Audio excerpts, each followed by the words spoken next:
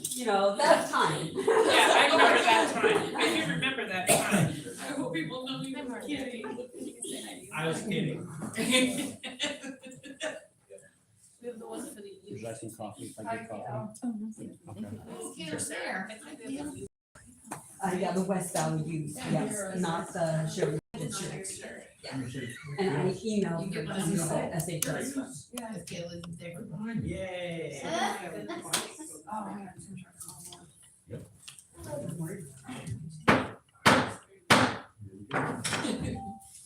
It is now time to call this Sheridan City regular. Recording in Sheridan City progress. Council to order. Today is January 16th, the time is 7 p.m. We are meeting in Sheridan City Hall Council Chambers. So roll call please, Yvonne. Yes. Thomson. Here. Aka. Here. Buckles. Here. McElroy. Here. Hebert. Here. George. He's online. Here. And Hodges. Here. Thank you. Please join me for the pledge. I pledge allegiance To the flag of the United States of America and to the republic for which it stands, one nation, under God, indivisible, with liberty and justice for all.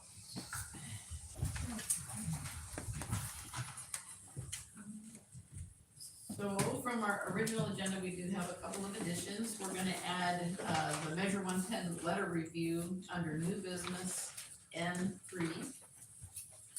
And on, we also are not going to have the two presenters tonight, so you can cross off Brent, Keller, Senior Forester with Mason Bruce and Gerard, and you can also cross off Brennan, Burbank, resident engineer consultant for the ODOT ADA program. So they will be on our February 20th. And Mayor, I did put an updated agenda in everybody's spot. Okay, all right. So we're crossing that off on our old agenda at the new one? You'd like us to do one this on? Yeah. Okay, all right, so just ignore that. Yeah. Okay. That's your next. Well, she crossed it off for us then. That's so nice. Okay. Okay, so now it's time for the state of the city address. Everybody nestle in, this is a long. We have a lot to think about. I brought my pillow. Oh, sorry. So I'm calling it the 2023 State of the City Address because I'm talking about things that happened in 2023, but I know it's 2024, so I'm not sure which would be the right way to go exactly. But the famous line from President John F. Kennedy's inaugural address in 1961, ask not what your country can do for you, ask what you can do for your country. It was meant to inspire Americans to see the importance of civic action and public service. For Sheridan, the state of the city in 2023 is largely due to the many special people who understand this message and put these ideals to work locally. It is so gratifying to see people come together and work for the betterment of our overall community. Here in Sheridan, we are blessed with many great individuals and groups willing to go the extra mile day in and day out. Their efforts make Sheridan the city we all want to call home. For 2023, I'd like to recognize the following people and groups. Julie Schumann and Churches United for West Valley. Thank you, Julie, for your leadership and support. Your selfless commitment and personal generosity as a volunteer leader of Churches United is genuinely incredible. You are appreciated. Churches United for West Valley's motto is joining hands for the glory of God and the good of our community. This group, consisting of several local churches, has provided school supplies to West Valley students in need for several years. In 2023, they distributed 215 backpacks filled with school supplies. Recently, with our school schedule changed into 4-day school weeks, Churches United organized and began distributing take-home food bags for students and their families who may not have enough food to make it through the 3-day weekends. Many of the children in our community are leading healthier, happier lives thanks to these fantastic volunteers. Next, I'd like to thank Ian Coker and West Valley Rotary. Thank you, President Ian, and all Sheridan Rotary members. Rotary Club members are among the busiest in town. We thank Rotarians for living up to their motto, service before self. Thank you for free first run family movies shown monthly in Sheridan. Scholarships for Sheridan and Willamina students. It says 4,000, but now they've contributed $6,000 for new picnic tables to be located in Morgan Street Park. Helping with organizing and participating in hometown days, participating in Willamina's trunk or treat, providing labor and trucks to make quick work of a cleanup project at the American Legion, providing labor and equipment to help with projects at West Valley Community Campus, participating in community cleanups, then providing free pizza, donuts, and beverages to thank all the other participants. Paying for our town's new Christmas tree planted on the high school grounds that will grow with our community for many years to come. Participating in Christmas parades in Sheridan, Willamina, and Grand Run, offering toys, candy, and hot cocoa. Helping kids connect with Santa via phone calls to the North Pole. Collecting and donating warm coats and bicycle helmets. Helping kids with projects such as building soapbox cars for Willamina Soapbox Derby. Participating in National Night Out and giving out free nachos to everyone. Providing grants to help students with community projects such as the Scout who replaced the broken up sidewalk in front of the food bank. Thank you, Rotarians, for your generosity and hours of hard work. Next, I'd like to thank Sheridan Chamber. Under the leadership of Stacy Coker, the Sheridan Chamber took off like a rocket. Membership grew by leaps and bounds. When the Chamber's 2023 election came around this year, Stacy handed the reins to John Stanislaw, who also brings new energy and enthusiasm. These fun meetings begin with a light breakfast and a shouted out trivia game, followed by sharing all kinds of local information provided by business owners, managers, and interested citizens in a roundtable style. This friendly, welcoming group greatly benefits Sheridan businesses and organizations old and new. I'd like to thank Marilyn Levy, John Hebert, and the Sheridan Museum of History. The people of Sheridan are very fortunate that Marilyn Levy has wanted a museum in Sheridan since she was a student at Sheridan High School. Marilyn and the museum board and many other amazing volunteers have worked tirelessly for years to develop our museum into the outstanding place it has become. John Hebert, who's been involved from the beginning, always goes above and beyond. He is extremely helpful to those who reserve the museum for meetings and gatherings. John is always there to put the coffee on and help clean up. John not only does the dishes, he also boils water to rinse them. Yes, he is amazing, impressive. Our all volunteer operated museum gives our citizens and visitors treasured insight into the history of Sheridan. It also provides a sense of community in so many ways. All are invited to the museum on Saturdays for coffee, cookies, and conversation to hear the best stories in town. Do you have a question about Sheridan's history? The old timers gathered around the table could be your best source. This welcoming bunch makes everyone feel right at home. Judy Adams and Grand Sharamina Food Bank. Judy dedicates her life to serving others. There is no way Judy could be paid for all the hours she dedicates to the food bank. She runs from one end of the county to the other, picking up food donations, redeeming cans and bottles, taking care of business issues, attending meetings, getting cars repaired, and keeping things operating at the food bank. Judy has assembled a very dedicated group of wonderful volunteers who prepare and distribute hundreds of boxes of food each month to our neighbors in need, from older adults to young children. The food bank also distributes food through the good works of other programs, such as the hot lunches at the American Legion and Churches United lunches for students. Calvary Chapel, West Valley. Feeding Hunger, Filling Hearts is the model for their weekly food distribution program. Every Thursday from 12:15 to 1 p.m., those needing milk, eggs, meat, and more are invited to stop by. This self-sufficient food program is organized and operated by volunteers. The members of this church also offer helping hands to our senior citizens. They check in with elderly citizens to ensure they are okay and to lend a helping hand when needed. Ernie Hebert and the Riverfront Parks Committee. Thank you, Ernie, Chair of the Riverfront Parks Committee, for all you have done for Sheridan over this past year. The city of Sheridan owns 3 contiguous parks along the riverfront: Morgan Street Park, Hebert Plaza, and Chester Moore Park. We can thank Ernie for coordinating the installation of the new green bridge railing on the southwest end of the bridge. Ernie also worked with the committee to select the new clock for the clock tower in the Hebert Plaza and then arranged for the Hebert Family Trust to pay for it. The clock has arrived and Ernie is working on plans to have it installed. Ernie is also leading the group's effort to create a river trail from non-motorized boats from Grand Ronde to Newburgh. Ernie has spent hours mapping out possible locations along the route for access in and out of the river. He communicates with the Oregon Marine Board staff, attends county meetings, and more. Ernie Hebert, John Hebert, and Lucy Hebert have certainly carried on their parents' tradition of volunteering and generosity to the Sheridan community. Commander Martin Adberry and Bobby Davis at American Legion Post 75, thank you for working with the city of Sheridan to create a cooling center to protect Sheridan's household populations in times of extreme high temperatures for this coming summer. We also appreciate Bobby's service on the new task force and for offering free lunches twice a week for our veterans and other citizens in need. Jim and Kay Buckles deserve recognition as Sheridan's volunteers extraordinaire.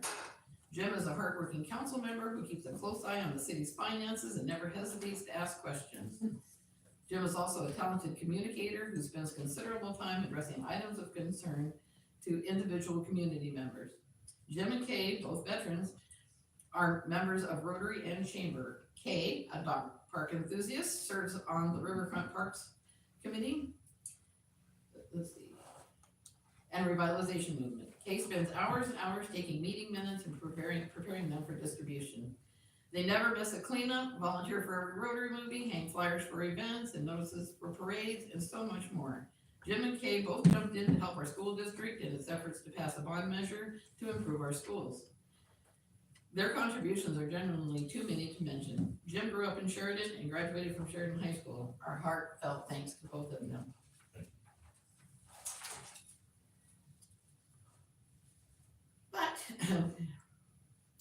And hats off to our City of Sheridan Planning Commission, City of Sheridan Parks and Recreation Committee, Sheridan Revitalization Movement, the new Sheridan Task Force, the Tree of Giving, Art Conspiracy, all of our volunteer coaches and scout leaders, and all others who give up their time and join the effort to make Sheridan a better place.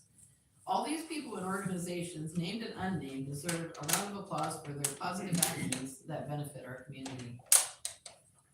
And since this is the State of the City address, we should include a little bit about our city government and city employees. To begin with, the City of Sheridan employees have been busy all year providing services to citizens. Most city employees are genuinely interested in improving this community. Their hard work is evidence of that. Our City Hall staff offers efficient, effective, and polite service even to their most trying customers. We know residents are frustrated at City Hall being closed during the lunch hour, and we will work on solving this problem this spring. Our public works crew constantly monitored our water, sewer, and stormwater systems, ensuring they were fully operational and well maintained. The street crew has been patching our potholes and sweeping the streets with the city's new street sweeper. The public works crew maintained our city buildings and recently winterized our parks, painted one of our crosswalks on South Bridge, helped the Riverfront Parks Committee put up and take down our Christmas tree and wreath in the Heber Plaza, dealt with community recycling, and so much more. But the most significant public works project in 2023 was replacing all the water meters in Sheridan with new smart water meters. Now water can be monitored in real time, enabling public works to find and fix leaks faster, potentially saving time and money. And they have been swamped fixing a tremendous number of leaks. Gary's saying yes. City of Sheridan Library Director Gwen Graham and her staff have increased their offering of books, fun events, and programs for everyone, from babies to seniors, noting a record number of visitors and participants this year. The Sheridan City Council has been a part of 2023, guiding significant projects and infrastructure improvements. The City of Sheridan contracted with Civil West Engineering for 3 projects: Sheridan Road, Heber Plaza design work, and our water master plan. Sheridan Road. Once Civil West completed the Sheridan Road survey work, they initiated the design phase, resulting in multiple options, which they presented to the council. I am very proud of our council members for efficiently handling this decision. They studied the possibilities presented by Civil West, talked with constituents, and came back to the next council meeting ready to make reasoned and educated decisions. Making this choice could easily have dragged on, but with their hours of preparation work before the council meeting, a decision was made in one meeting, enabling Civil West to move forward with this project. The council selected alternative 8, which includes undergrounding utilities on both sides, street lights every 150 feet, 34-foot pavement width, parking on one side, and 8-foot concrete multi-use paths on both sides. The price tag is $9,365,000. Water system master plan. This work will include creating a wastewater model of the existing system, which they will use to simulate how our water system will perform under various scenarios, such as pressure and flow at various points in the system. The new plan will account for population growth and increased water demand projections. The study will also look at incorporating Stony Mountain Reservoir into our water supply while shifting away from the South Yamhill. Personally, along with council members and the city manager, we've attended hundreds of meetings and roundtable discussions collaborating with local, county, state, and even federal officials on a wide range of issues of importance to Sheridan. Just a few of these issues include housing for middle-income families, education, homelessness, and narcotics, and throw in Stony Mountain as of today. I am grateful for our council members' strong, compassionate, and ethical leadership. Success does not come easy, and it does not happen overnight. A lot goes into making a community a place where people want to raise their families or locate their businesses. It takes hard work by everyone involved, and it takes community pride. Homeowners, renters, and businesses can help by keeping grass, bushes, and trees trimmed, and keeping properties cleared of trash or derelict equipment and cars. If you notice a neighbor who needs a helping hand, offer your assistance. Need help with neighbors who won't respect our community ordinances? Go to the city webpage and report the problem. I want to compliment all of our citizens who have stepped up to help their neighbors and friends, donated to our food banks and other nonprofits, and supported our local businesses. It is these types of actions that help make Sheridan the great community that it is, and the even greater community that it will become in 2024.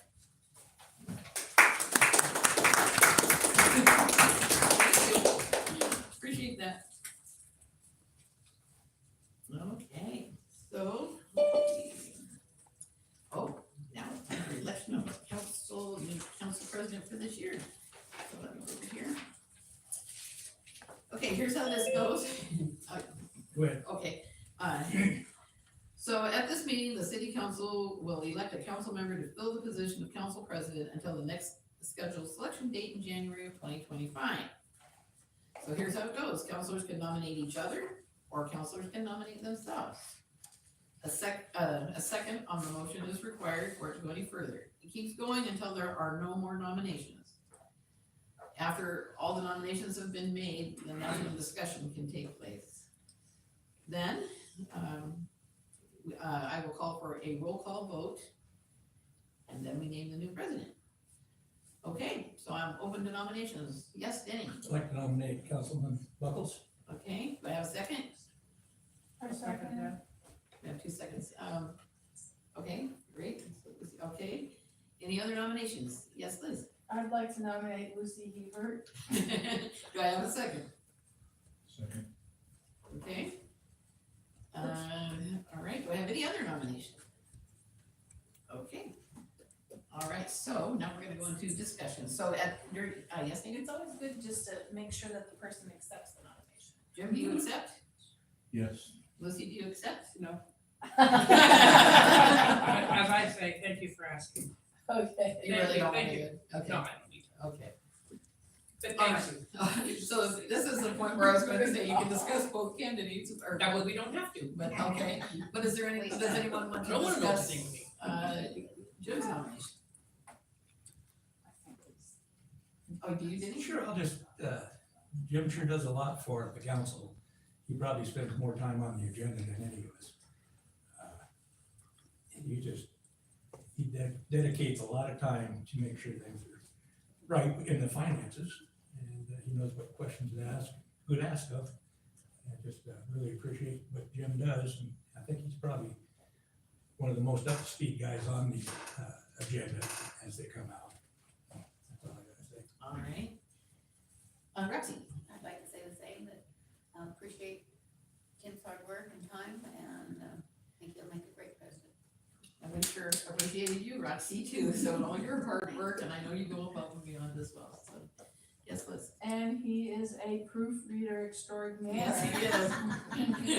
Gotta love that. And I really appreciate the fact that I consider you a cheat sheet, so. Cheat sheets. Cheat sheet. Yeah, say that real fast 3 times. And I do appreciate that because I know you're extremely thorough. And Liz is also a very good proofreader also, I will say for that. All right, roll call vote then. Yvonne, please. Buckles. Abstain. You gotta have some confidence. Liz. Yay. George. Kale? Aye. Okay. Acuff. Yes? And we've got Hebert I and McElroy. Yes. Congratulations, Jim. Thank you. And then just one comment, Roxy, we did a fine job last year, especially when you are here, filling in and, picking up species, so I'll try and keep that standard as when the president. Okay. All right, and so I think what we have next is, our acting public works director, Gary, telling us, giving us our civics lesson for the night. You'll need to pull up the website. He's gonna talk about understanding water and sewer certifications with the state and how to look I up know, the it's been a system. while, because we had our meeting that we didn't have last week. Okay, so I meant to remind you today. I think that Yeah, I we're completely going, forgot about it, so let's go ahead and, sorry. well, we can still do it. Yeah. I mean, we just have to get onto the website. So the easiest way is to get on the Oregon, But hold on, please. Okay, so yeah, I think it's best if we, I'm looking for my share. if we start by telling people about water and sewer. What is going on? How is this so far? it's a little bit of a rat's nest. That's as far as it's going on, there it is. Okay, there you go.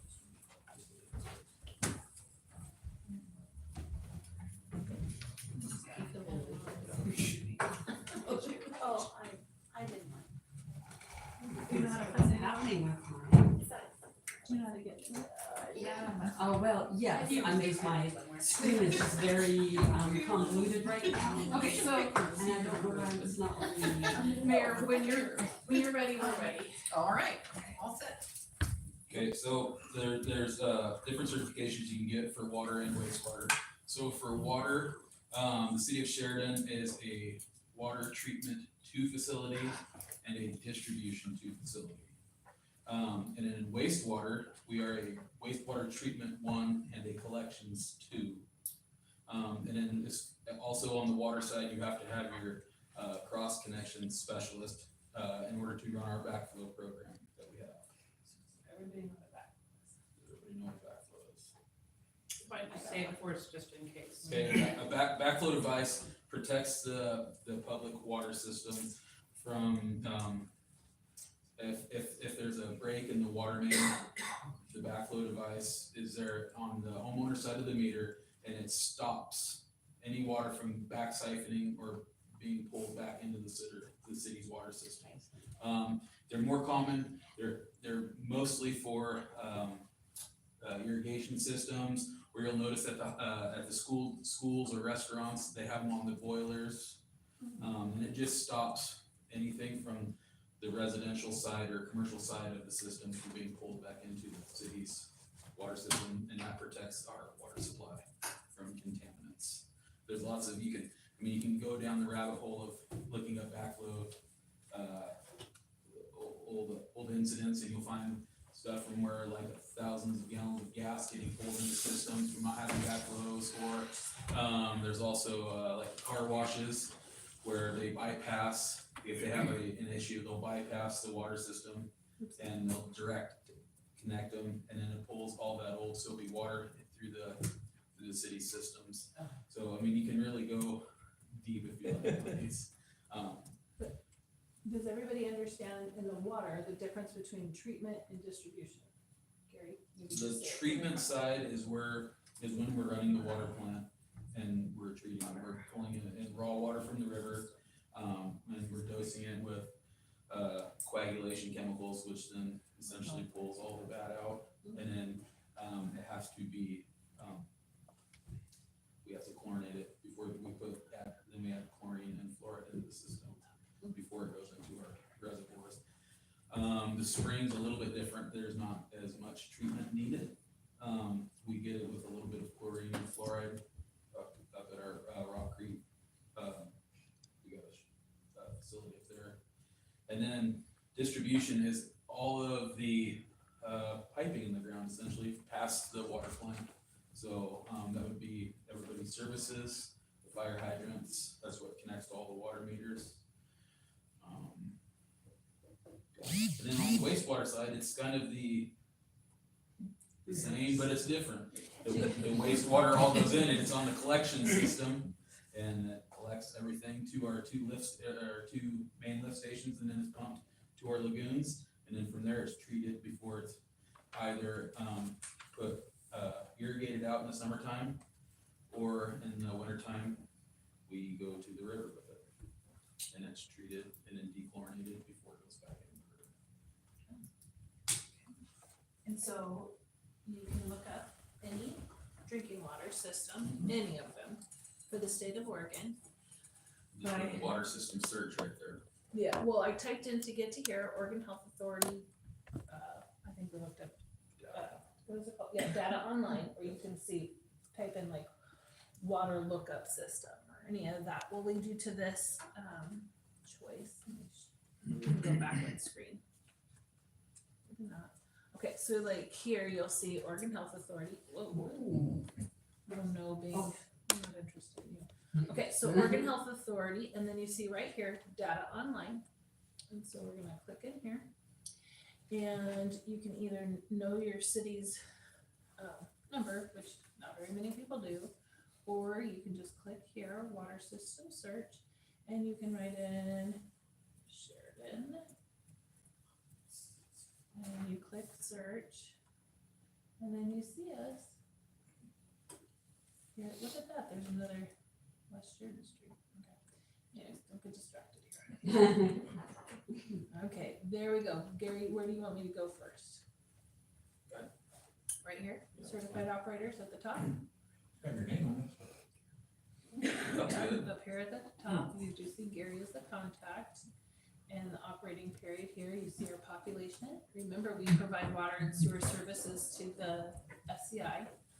So you look at, you can click on, you can just click all you wanna click. But there's a certification number, and Kai is under here. Gary, where are I you? called them about that today. I said, where You're missing am one. I on there? I was there last month, and so they're having a little hiccup with their certifications right now because they're all renewing. And then I got that. I passed my distribution 2 on Friday, so they're in the middle of updating. Yeah. So keep in mind, this is just for the water side of things too, so you won't see any wastewater. And apparently Gary's become a ghost. We'll have to check back later this week and make sure. I called them today. I was like, this. Why is this click? I don't Why is know. this not clicking back? Anyways, you can see a lot of information even in here too, distribution and treatment grades. There it goes. Okay, let's see, you can see our, what else do you wanna look at? So Gary, if you tell me scroll what you wanna down, do. so if there's ever any question besides the certified operators, you can go through all of the All of different this. testing that we do down there in the bottom. There's an actual schedule that shows which tests we have to take throughout the year. Like your TOCs and alkalinities are gonna be quarterly. We have to take 7 routine coliform samples a month. Hold on, sorry, Yvonne and I are trying to move this black bar. There we go. Okay, sorry. Okay. The Gary, lead and copper results are on there. wait, where? Updating performance system scores. We're up. All those are, Oh, violations, alerts, reports. so if while they're looking, Gary, Yes. in the Public Works Monthly Report, you mentioned, quite a little issue with collecting around the leads and coppers. Oh, here, I wondered if you got that. You can lighten us on what? So right now we have 40 approved sites, and we have to get, for the last 2 rounds, in our next round, we had to get 40 samples. So that makes it hard if not everybody will help us out and take the samples, because it's not something that we can take. We have to, we give the bottles to the residents, with the directions, and it's on typically, now it's on, Sheridan letterhead. And it has the exact directions, what we're asking for. Our next round, I'm trying to get us an additional 15 sites, so that way that we don't have to, we can pass them out, we don't have to hope that everybody wants to do it and help us out. And unfortunately for us, that one it's a state required test, so it's not like it's something actually we're trying to do, we're required to do it by the state. What was your question? Earlier you were talking about our treatment plants being 2, water 2 and 2, and then Yes. wastewater was 2 and 1. Mhm. What does it take to get to the next one? Are we close? So. Is it something we need to? We're locked in on the wastewater treatment 2 for 4 more years. Then they will be upping it to a wastewater treatment 2 facility. We had to, they kind of snuck that in on us at the last minute, that they were gonna actually raise it to a wastewater treatment 2 this time. They mean the DEQ. The DEQ, sorry, the DEQ, they forgot to add that little tidbit in when we were going through our, newly, redone, NPDES permit. We just got done with that cycle, and so we questioned it, and so they, since it was not brought up at the beginning, they went ahead and basically retroacted and put us back to a wastewater treatment 1 facility. But they did throw the caveat in there that this would probably be the last time that we are in wastewater treatment 1. That based on volume? It's based on, the volume and the treatment processes. They want us to add a few things, so, but when we do our wastewater facilities plan, we'll know exactly what we need to do as far as flows and because we cut the flows down, due to some of the projects that we've done where we've, after the smoke testing, there was certain 65 clean out caps that were missing, so we went ahead and replaced those, and then all the manholes that we've relined. So we've done a lot to cut down on our flows, but there's still. By flows, he means like rainwater entering the system, Right. just so people know. We have, end up having to treat it. Yeah, Yeah. you don't want that in And your it's sewer rainwater you're system. treating for, Yeah. just like regular wastewater, yes. And how about the water plant? Is it close to being? Same thing, we're gonna, we're at water treatment 2 right now, but I'm fairly certain that we will be a water treatment 3 facility probably within the next 2 years. But the distribution will stay the same. What's the advantage of having a higher number?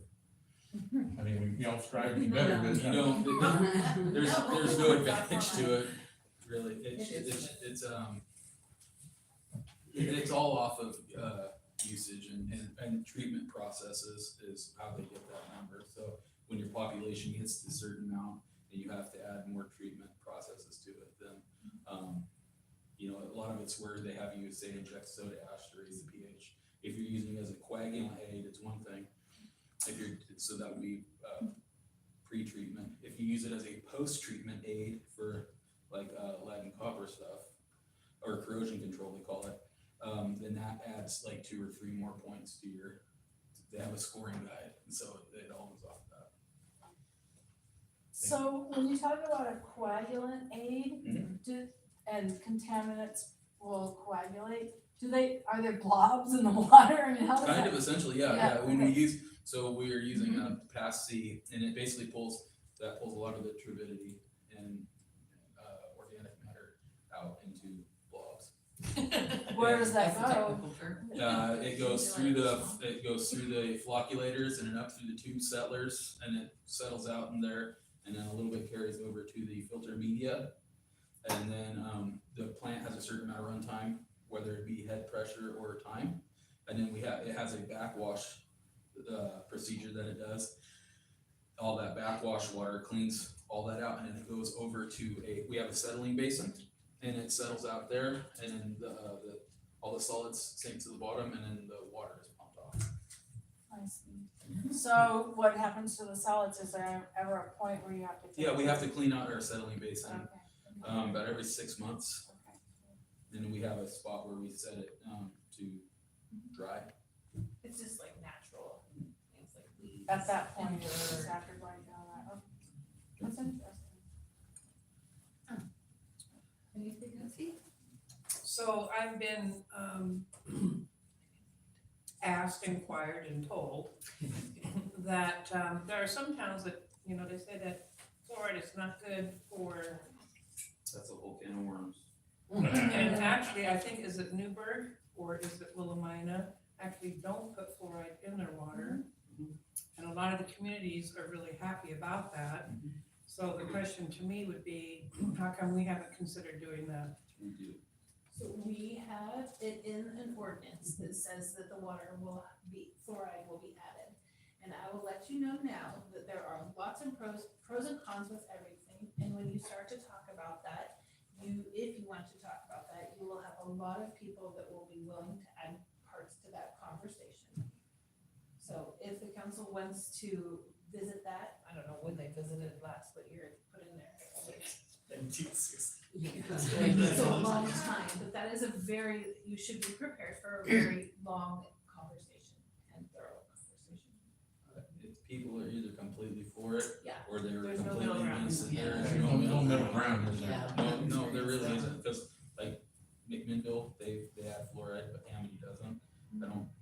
We do, but Willamina doesn't. I mean, you can look up all the statistics and I'll Donald leave brought it that. up once and it was about 3 months worth of people coming in to talk about it. In order to. Like the citizens. It's a very good conversation. Well, I'd be interested in hearing more because I only know one side and it kind of doesn't sound very good.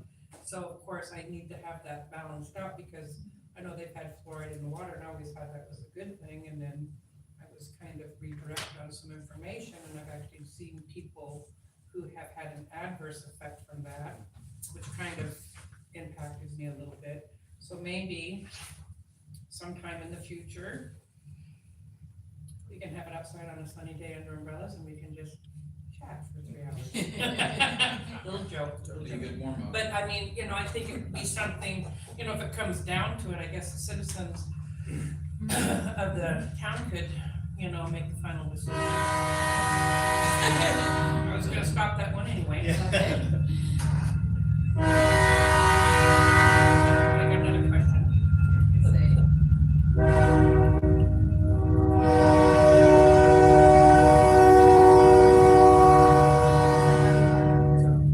Everyone wants to make sure everyone's He's safe. enthusiastic.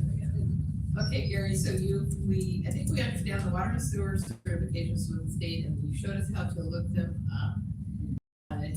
Lucy, did you say you have one more question? Yes, you know, when you're talking about the irrigation, when it gets to that place, and then you said, you know, and the water goes through its systems, and then you something disperse it through irrigation, something, I'm not quite sure what you said.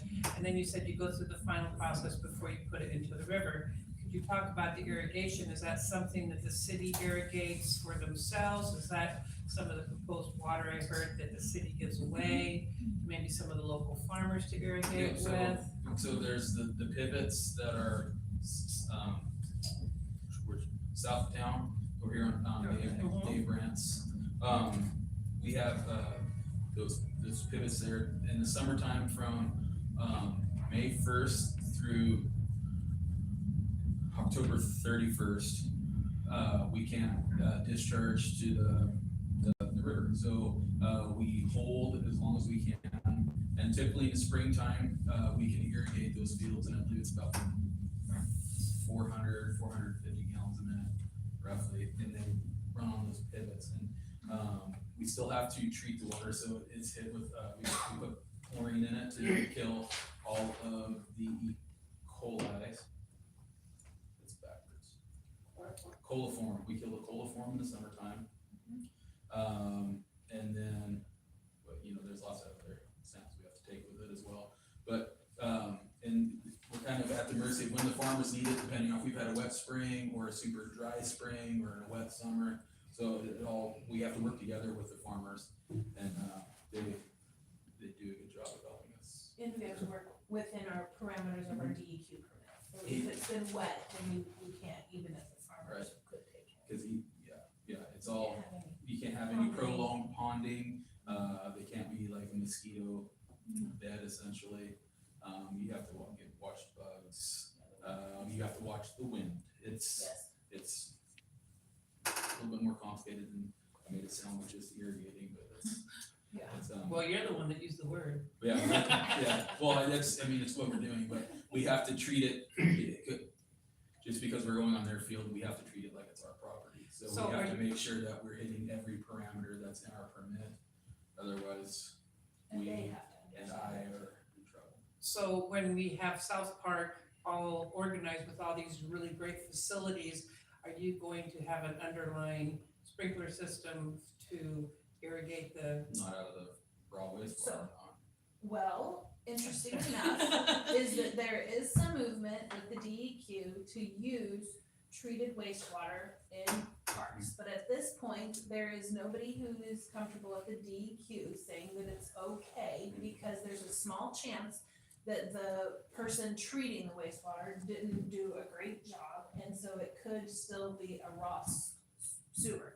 But the matter of the fact really is that we all need to get more comfortable with thinking about how to use treated wastewater in different capacities, because water, as we know, is worth more than gold. And so, anyways, DEQ has, I think it's 10 provisions about crops that you can use treated wastewater on. And that was my point, so thank you for bringing that up, that there's gotta be a I'm way curious all the for time. us to find a better way to use Yeah. waste / would turn into gray / would end up in the river anyway / why not take a U-turn and come back and water facilities that the city owns and or. Well, it goes through the natural filtration process of the soil. Okay, I think we should wrap this up, so we got a long ways to go. One, I see Roxy has a question, Oh, but I'm we do sorry. have one small thing that we need to talk about. You stated that we only treat coliform in the summer, In the summertime, we test for coliforms, we test, yeah, we don't treat. well, yeah, we have to test, so we treat it with chlorine, and then we have a certain parameter that we have to hit for the coliforms. And in the wintertime, it's the E. coli going to the river, so. But we don't test in the wintertime? No, we do, we Okay. test. I just heard you say we test in the summer, and I go, No, sorry, Yeah. sorry, and our permit actually just completely changed, December 1st, before I could give you, they've changed a whole bunch in our permit, but we have to take, when we're irrigating, just to start irrigating, we have to take back-to-back daily samples, and then 1 a week, and then in the wintertime, we just take 1 sample a week on the well. Okay, and Heidi, you had one more thing? Real briefly, going back to water, there is a lot of information on PFAS, which is essentially tiny little micro pieces of plastic that are everywhere anymore, as we all know. And I just want the council to know that there's a lot more regulations that are gonna happen around that, because the South Yamhill River, where we get our water from, is one of the rivers that has been identified for PFAS regulation and testing. And so anyway, so we'll get into that some other date, but We have quarterly PFAS samples this year on the river, and then we have 2 sets of samples, 1 in January and 1 in July on our spring water. that's good. But at this point, what have our tests shown? Everything's been non-detect for the Yeah. PFAS. Good. Okay, that's important. That's good. Alright. And you can, on that data online spot there, you can click on where it says PFAS, and it'll pull Yeah, I got up, it immediately right pulls up all those. Okay. Alright, well, thank you. Then we're on to our first public comment period. So the public comment portion of the agenda is the opportunity for the council to listen to the public, but not for dialogue. The public is allowed up to 3 minutes to present information relevant to the city. The topic issue brought up may be referred by the council to the city manager for inclusion on the subsequent council agenda. Council has the discretion to ask questions after comments are concluded. Please note, complaints should first be addressed to the appropriate city department and or city manager prior to directly addressing the council. I don't have any slips, but we do have a couple of emails that came in. Are you gonna read one, Yvonne, and Heidi the other, or? Yes, Or and then which- tag team them. She's gonna go first. Okay. So this one came in actually on December 18th at our last council meeting at 8:51 PM. So Okay. we weren't checking emails anymore at that point. But, and they were emailing on the code change for parking. So here we go. It says, they are emailing regarding a non-agenda item, and this comes from Kirstin. So she says, I feel like it's a violation of a person's right to define how much of an asset they can have. Vehicles are an asset, investments, and sometimes a sort of income. I have a family of 12 siblings and 2 separate parent households. We have over vehicles just for birthdays or baby showers, etc. I understand the objective to make the city beautiful. However, where does that stop? Clutter, trash, cans, lawn ornaments, and outdated fences? For our baby shower alone, we had 50+ people. Some people have big families, a lot of recreational vehicle hobbies, or fix-up vehicles as a family activity. Sometimes you need 2 or 3 vehicles to fix up, 1 for spare parts. Then add 2 work trucks for a 2-income household, maybe a family vehicle or a teenager's learning vehicle, and a classic vehicle or 2. People should be free to pursue their happiness as long as it doesn't infringe upon the pursuit of happiness for someone else. We need to be reasonable about what actually infringes on our happiness, as long as it's not off their property or creating a pest problem. This feels like overreaching. Kirstin King, and then she's got her phone number. Okay, thank you, and Heidi? Okay, this came in, let's see. Okay, this came in on, looks like, when did it come in? Tuesday, December 19th? Yeah, and she was thinking it was for the 3rd of Yeah. February. Oh, that's where that comes from. Okay, meeting date, yeah, she wanted it read on the 3rd of February. Her name is Sarah John Hitchcock, and she is not a city resident. Let's see, the topic is Housing Resource Center Establishment. She is in support of what she says. Non-agenda item provided. Okay, I have just obtained a BLD for user of a resource center. After watching your November 20 meeting, I was able to learn. A count is needed, and I feel together with my many years of thought, we together got us at our fingertips, ready to produce ability to heal, ignite, love, light, and restoration. Restoring trust is so important. I will come to next meeting, but please call or text a time to talk more. And then she puts her phone number. I will go to my city and start discussions as well as in the contact with tenant workers from DHS, sorry. I'm required to do job program and aware they have outsourced funding, so trying to create the job now, which is a great aid for our housing homeless needs. I've planned a labor service to restore and I think it's sweet aid for many years now. It was going to be handled free handy help, but I like neighbors, business quirks would be great. Okay, wait, hold on please. I plan to labor business, but I like neighbors labor. The BLD is now offered to me and with establishment pantry here in Willamina. Your support, reading out of the business course would be great. I'm great with people and care so deeply, so I'm the trust gift with, I believe this is all due to God's unique blessing. My trust in him, the random timing, your meeting was in front of me set after Christmas art, leading me to seek and connect now further. I hope his presence be known, and probably be known. And we move forward with the continued RXAMOKE and share amazingment of his ways. Thank you. Please share this message ahead with any person who may find it of value or wish to get it rolling. I could use aid, so I can aid. Thanks again, Sarah John Hitchcock.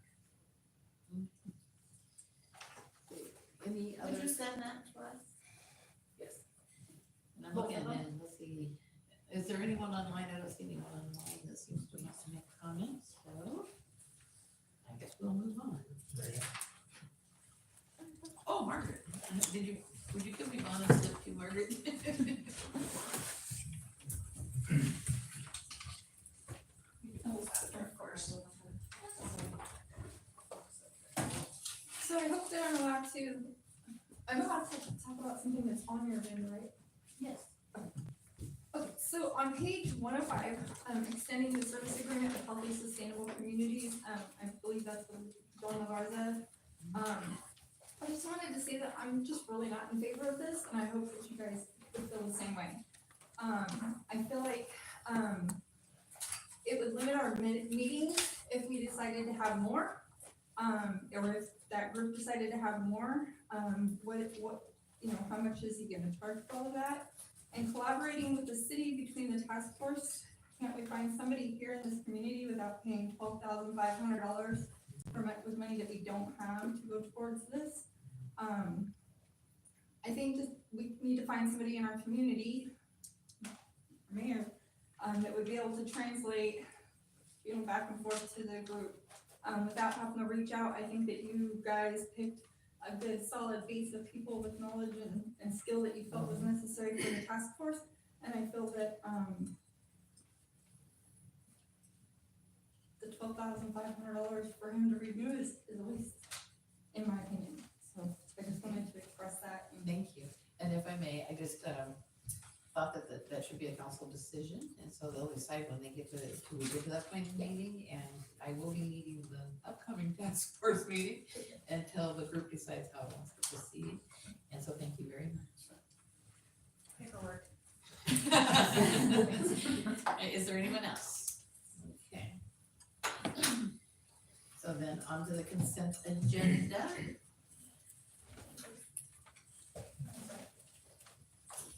The city council minutes for December 18th and the voucher directory for invoices paid from December 18th through January 16th, 2024. I'd make a motion that we approve the city council meeting minutes for December 18th, 2023. I second it. All in favor? Or discussion? Anybody want to discuss any of that? Okay, all in favor?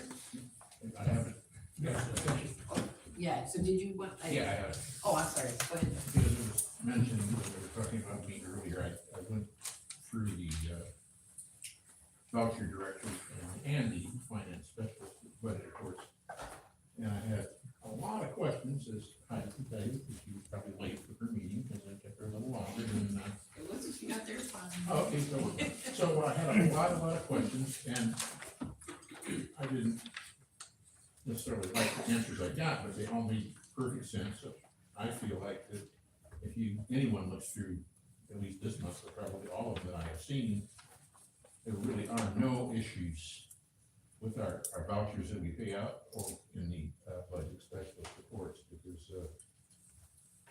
I'm a little cross-eyed getting all these numbers written down and highlighted and added together, and they all work out fine once you understand why are we paying that. That was one of the biggest things I had. I didn't think there was any sort of fraud going on, but I wondered why we were paying the amount of money we were, and it all makes sense whether we appreciate it or not. It's all what has to be paid if we want to have the type of things that we have, so.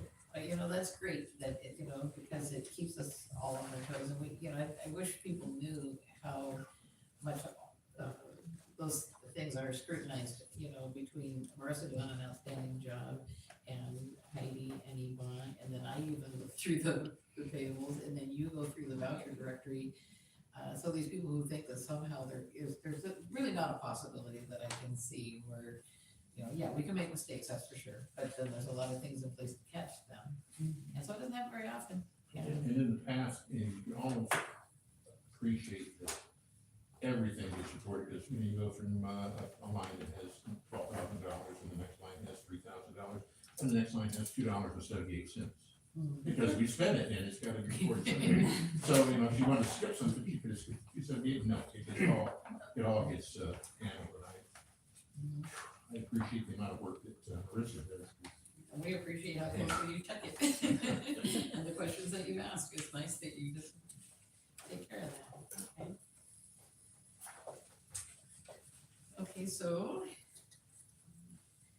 that was the discussion. Okay, all in favor, we want to vote for the insurance. Was it for the No, was it for I the didn't. consent? I just, it was for the meeting. Consent agenda. Consent agenda. Okay. Consent agenda. Okay, we've had discussion, all in favor? Unanimous. Okay. to department reports. Let's see here. I'll just ask if you have any comments on the sheriff's report. Finance specialist, okay, yep, hands are up, yes, Jim. Truthfully, I mean, we asked them to give us more information, and they did. I'm a little overwhelmed. Truthfully, I looked through this just briefly. There is so much stuff here that you have to almost take a couple hours to go through it line by line. And say, what? Who did? Okay, yeah, I got it. So there's a lot of information here. So obviously they're trying to let us know they're not goofing off on our time. But it's almost too much information to grasp, at least for me. Okay, Liz? I agree, I like the chart better. Seriously, it was, I this kinda think is, this is nice. But it is good. I think once we get the hang of this, it'll work out well. Because I'm a big hater of that chart, because there were so many things you were guessing at. Well, what's that? You know, especially miscellaneous, which is one of my least favorite anything. But obviously on this, I didn't see any miscellaneous. I'll tell you what they were What doing happened? at the time and why were they doing it and where were they? Boy, it's talking 1141, 1239, 1133. Yeah, So it's pretty obviously well documented. So. okay, and Roxy? It's too difficult to get the information out of this the way it's presented. I mean, it just goes by date. We have, it's, the information isn't put together for us to make a determination. We just go line by line and get one call or one item. I was just hoping that there would be a different format. You know, it doesn't have to be old format, I don't know if that's good or bad, but this information is just hard to do anything with, it really was. Maybe Like a you different- say, it shouldn't take us hours to go through the report and get the information that we're looking for. So sometimes they have a sort order and something like, you know, so you can sort it according to Yeah. maybe the crime code or something like that. Something, yeah, Maybe we could because do that. it's too hard to decipher anything based on this report without, Like if you without spending hours. And I'm just hoping to put the information together so that we don't have to do that. Like if you're wondering how many assaults, for example, or robberies, yeah, okay, Liz?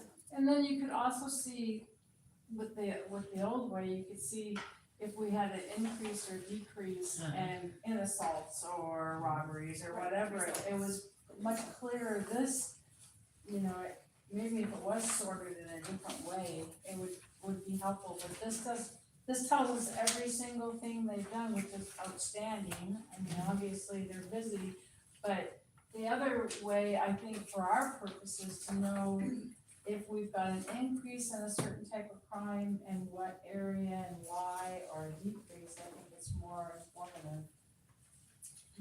I don't know what programs used to set this up, but, you know, and a lot of them, you can do a different sort order, and I wonder if they have that available to them or not. Lizzie? Well, this kind of falls under you're damned if you do, you're damned if you don't. Yeah. Because, keepers, creepers, you know, I mean, at first it was dissecting the little minute things, well, they got, 911 hang up. So if you ever wanted to know anything, I think they gave you more than you asked for, but that's what they were asking for. And if you asked for it, it used to be a show, you asked for it. And, but if they wanted to, I guess they could include the one page, Roxanne, that just shows the end results. The cover page, like, Oh. there was this one page and it said this many, that, and then everybody would try to dissect the. So if they just ended up putting that one page in there and then you wanted to really dissect it, I guess they could use that one page for a cover page and then use this to pick it apart. So you're recommending we get both? Yeah, Yeah. so the other one's only one page. This to me is a lot of work, but, to print it out 6 times for us. Okay, and Jim? Well, since they are so specific, I have to think that they're tracking this in a specific way also. Therefore, they must have a summation of some sort that they use. I would appreciate that if they would just share that with us as well, rather than having me going through, okay, let's see, there was a 911 hang up, well, there was another, okay, there's 2. We want this information, but it's, Yeah. rather than getting us too little information, they've almost given us too much, but they must have a summation of what they've done, and it would be interesting. I don't know if they want to share it or not, but I know the numbers in column 3, units, the 317, 332, 323 are the actual officer numbers. Uh-huh. It would be nice to see, you know, how Who they many officers are working in our area. If you see Brady's name, for example, 50 times, and well, that makes sense because Brady's here. And you see this one number 2 times, so wait, that was in the middle of the day, what was he doing? So it'd be nice if they would share what the, you know, who the people are behind the numbers. So Heidi, would you be the person to talk to them about possibly getting, both the summary along with this?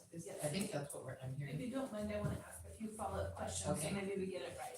All right. Okay, well, Stackpole gave us their unit numbers, so I guess we should put that in a list for you when he was doing his presentation. He listed them for us. Then Acuff, when you emailed me, is this what you meant by the acronym list?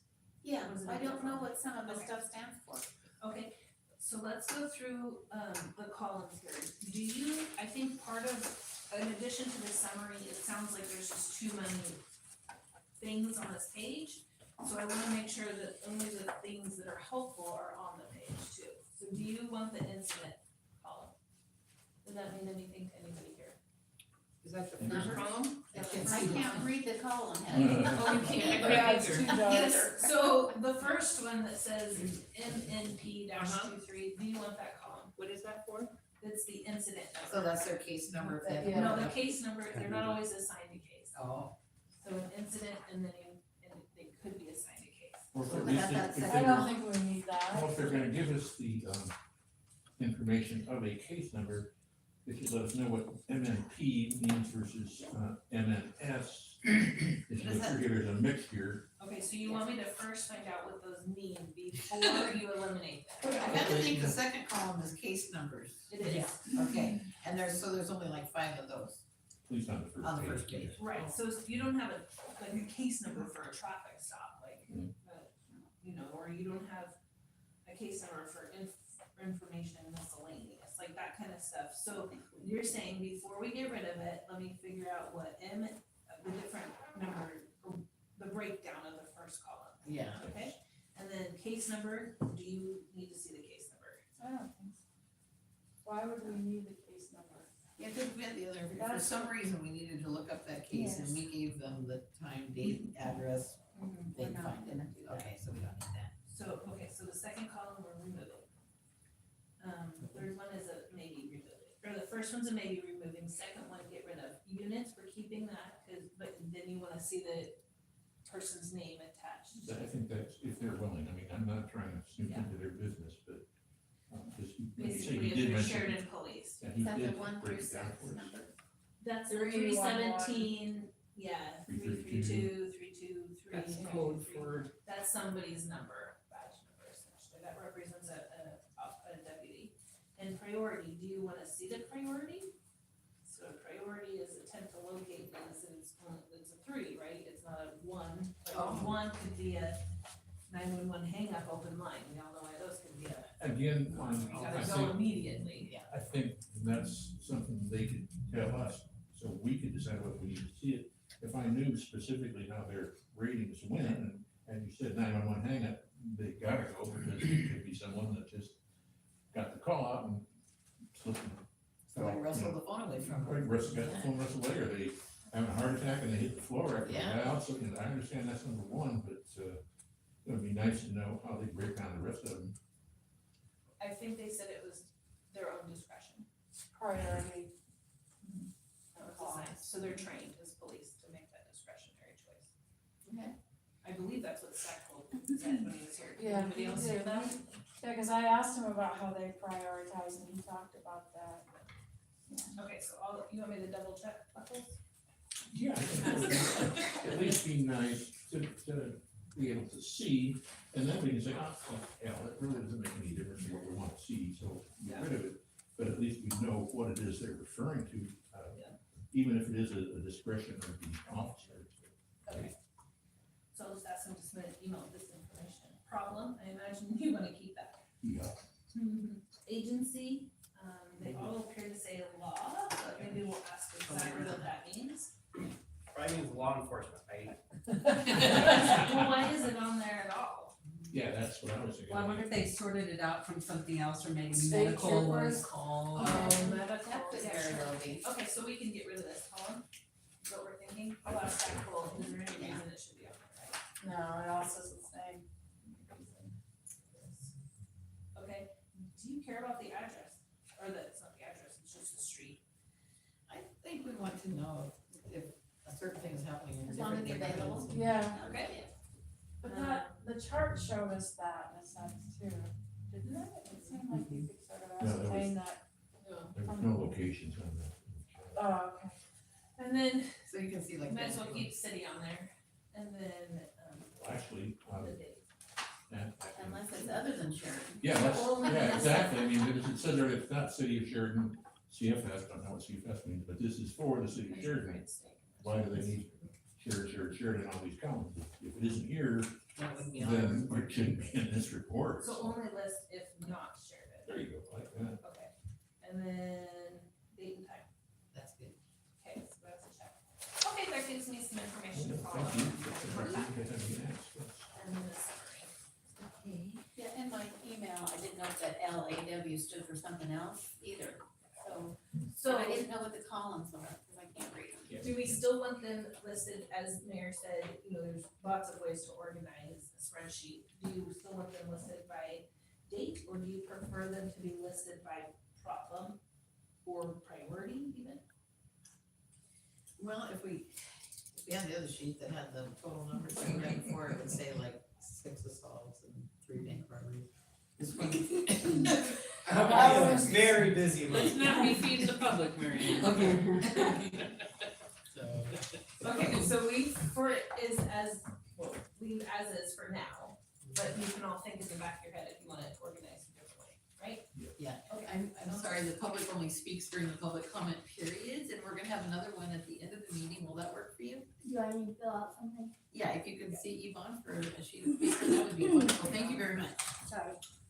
Roxy, if you go to the copy of the packet online, it's still hard to read, but maybe you guys can I see. only have one that won't. Oh, and I'll tell him to lighten the. Yeah, I'm guessing it's in blue, but I'm guessing since it's colorblind, but it is blue on this, when you make a copy of blue on gray, it looks like a black line, so. So it's like a heading color, black and white. Okay, can't see. Okay. Thank you, Jim, I didn't think to try that. I've done that before when, previously the numbers on the, Roger. revenue packet weren't, it's like that, so you have to, use that and paste it on, just so I can figure out what's what. All right, so the finance specialist, public works director, did you have anything you wanted to add to this report, Gary, that from the public works monthly report, or are you good to go? No, I'm good to go, but if anybody has any questions, I'll answer. Well, they like you to tell you. Oh gosh, here we go. Just a quick one, Want to what, know about infrastructure. what are the playground chips that are supposed to be last forever and hidden animal friendly, is that rubber? Rubber ones. That's what I was wondering. And what is the name of the guy driving the truck in the packet? The street Isn't sweeper. that Dave? Yeah, The, driving the It's, street the sweeper? principal. Oh, the principal Bellotti. Yeah, I was gonna say it wrong and so I just held off. That's SCS's principal, we're doing our stormwater litter project with him, and we brought him up there and put him in and gave him a ride in the parking lot, and he loved it. Oh, yeah, he's in this. Does he have a CDL? He didn't drive it. He was sat moseying. in the, Good. he sat in the driver's seat, he hopped over to the driver's seat. We call it Okay. passing. Roxy, you had something for Greg? About No, I insurance? just like hearing about what's going on in public works as a general, because we don't hear about it any other place other than, it's just always interesting. There's always a lot going on. And we don't, we don't always get all of it documented but we've got a good crew and they work very hard to try to keep up with everything, so. Especially, last week when we had all that ice, those guys did a phenomenal job. You deserve a round of applause for that one. Thank you, thank the crew, they did a wonderful job, I had other people tell me that too. Thank you. Yeah. I'll forward that information to them. They were all ready for it, so. When will you have the FCS crew again? Pardon me? When will you have it, you not? Dory and I talked about that today. Oh, Yes. FCS and the high school, to get school back in. They were not able to open the school on Thursday because of the condition of their parking lots and the sidewalks at the school. And so we actually received a phone call from somebody. I called the superintendent and she said, I don't know who that person is. Oh, really? And so I offered and said, well, we were talking and I said, can we help you? And she said, yes, please send some help. And so we offered to do it that one time, and then we had a good conversation about how a good idea is for them to move forward, so that that's not an issue for them next time. All right, that was great. Good work, make the city look good. Yeah. We wanted to help and get the kids back in school. Yeah. So. Okay, all right. So, did that answer what you wanted to know? Okay, did you have anything else cooking over there? You've been just taking care of a lot of leagues, I understand. A lot of leaks, a lot of sweeping. Now that the road's been thawed, we have potholes. Yeah. So Oh, yeah. we're working on that. Also that crosswalk that y'all love. That's It looks like we're getting beat up because of the ice and the snow and the. Yeah. all that rain and then the freezing, I mean, it just wreaked havoc on our streets, so, just bear with us, it's gonna take a little bit to, we have to heat up the mix and so we're gonna chip away at it, but it's not gonna happen overnight. Sure. Thank you. But if people want to report a pothole, they can call the Public Works office, which the phone number is 843-2660. Does that include Main Street too, or just Yes. everywhere else? Well, Main Street, we don't do the maintenance on, but we can have Sandy, who's our Public Works director, she'll call and report it on people, so we're helpful. When you said Maine and I said, yes, I meant bridge. You know what's funny, Gary? I also pictured Bridge Street. Is that what you did? I'm clever. We're on the same page. Yep, nope, I'm wrong. Same wrong page. I haven't been here long enough, No, that's all I can say. Yeah, Bridge Street, we'll have to get a hold of ODOT this I time. just thought that's smart. Yeah, but we get stories. Yep, absolutely, yeah, and ODOT's just like us, you know, if they don't know about it, they can't come fix it, so, we just gotta let them know. Okay, great, thank you. Okay, so then, next up is the library, and I think, Glenn has been very well. Oh, I'm sorry, Kristen's here. Yeah, I was looking at the library report and it looks fantastic. I noticed you did issue that many library cards with your circulation and then your program participation shows that it wasn't like they didn't know you were there, they wanted to use the library, so it looks excellent. Yes, we've been very busy and I just tonight wanted to pass out the flyer for our new home delivery program. We started that on Saturday. Danny, Take one down, pass it around. we started that on Saturday, so we will be only open from 10 to 3 now on Saturdays. We will close the doors and we will start delivering items to in-city residents at 3:30. And then we'll use any extra time we have for catching up things that we need to get done in the building that's hard to do when we have patrons in. But we found repeatedly that was our slowest time. Yes, Okay. Saturdays were our slowest afternoons, so we thought that'd be a great day to take advantage of delivering on Saturdays. And I Well, we'll think, look forward to seeing how that goes, because I can see how handy that would be, especially in this weather and everything. We have several patrons that are very excited about it. Yeah, I bet. So, and we've slowly been doing some home deliveries with some hometown patrons already, but we're officially kind of got a date set or, day set and everything for it, I so. think that's a really good idea, especially during this last 2 weeks, when it just, even today, it was just raining so hard, I was getting all muffed up just walking from the building to my truck. And I can only imagine how people are that have to walk for a living. What a great gift to be able to give to them. Well, and I'm hoping we can get some patrons from River Park and Sheridan here that would love to use the library system, but don't have a chance to get over to the library. So, it'll open it up to them too.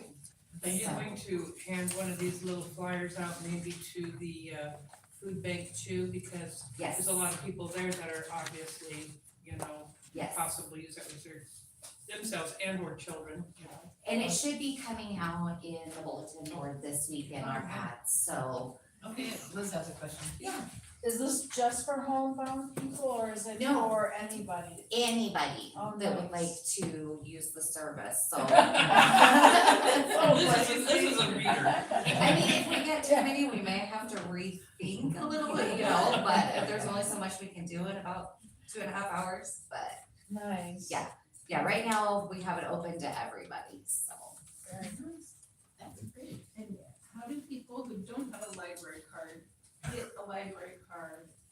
You know, that can get a library card but only can do the delivery, so if they're like a homebound person. So what we'll do is we'll just take our registration sheet to them, look at their license. I mean, pretty much verifies their address if we're going to them. And then we'll go back, create their card for them, you know, take a list of what they want for delivery, get it on hold for them, and the next week they'll have delivery. It will be up to the patrons to let us know that they have a pickup, because we will also be picking up items that need to come back to the library. But it's gonna be their responsibility to call us and say, hey, you know, I have items due, can you pick up on Saturday? So, That's fabulous. It's really, yeah, we're super excited about it, so. And Gwen and her team have made wonderful bags, tote bags for it too. Oh, is that right? Yes. For people to do, to give to the people with their books in it. Wow. Okay. And Liz, you have Well, I'm thinking about the logistics of using your own cars or do you use No, a we will be city using car? city vehicle. Okay, Whatever.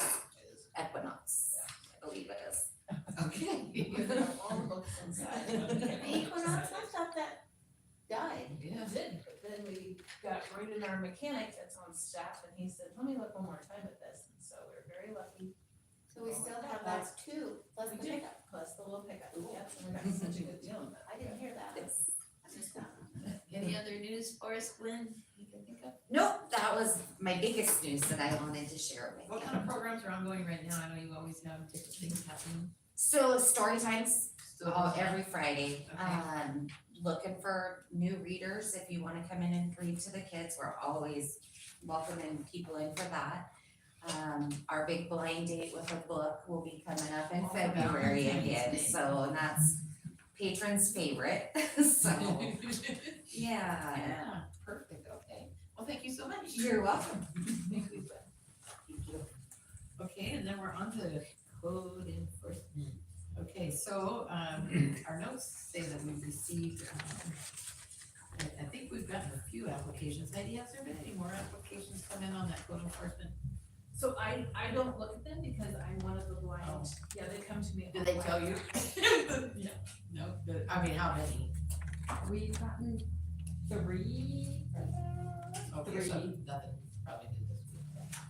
Are we still We were advertising? running, yeah, we ran the ad again in the bulletin. Okay. That's on the website. Okay.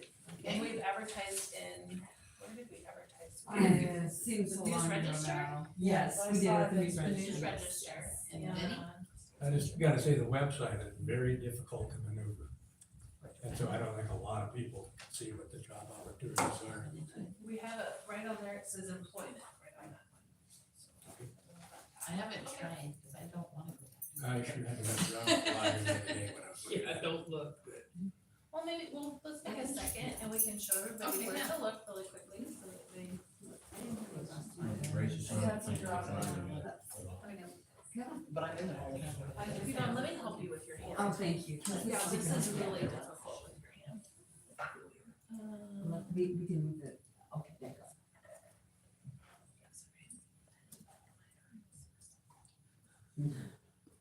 City of Sheridan, we have to make sure it's not Wyoming. Okay, so here is this area, maybe I can scroll, is this a computer that I can Yes, scroll? it's a touch. It's Most Yvonne and I are applications both scroll. touching it, and so we're gonna only go to one, employment, right there. Okay. Did you see it? Yep.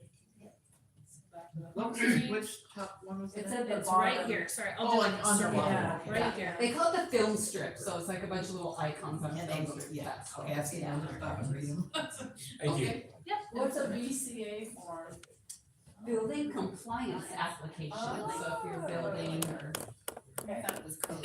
Hello, chicken. Utility, Yeah. this is That's my favorite. sewer, this is meetings that are happening, municipal code, and payment.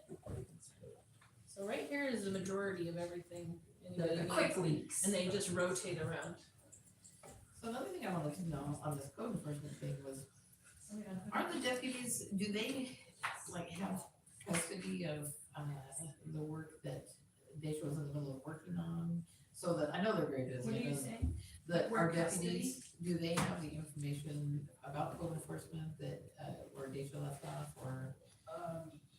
We could, but there is not a lot of time. Well, I was gonna say, I know that you can see by the Yeah. report here that they're very, very busy, but They've been helping me with the RV situation, and I feel like between the RVs, and then we're also gonna be issuing warnings for people that are parking their cars in reverse directions on streets.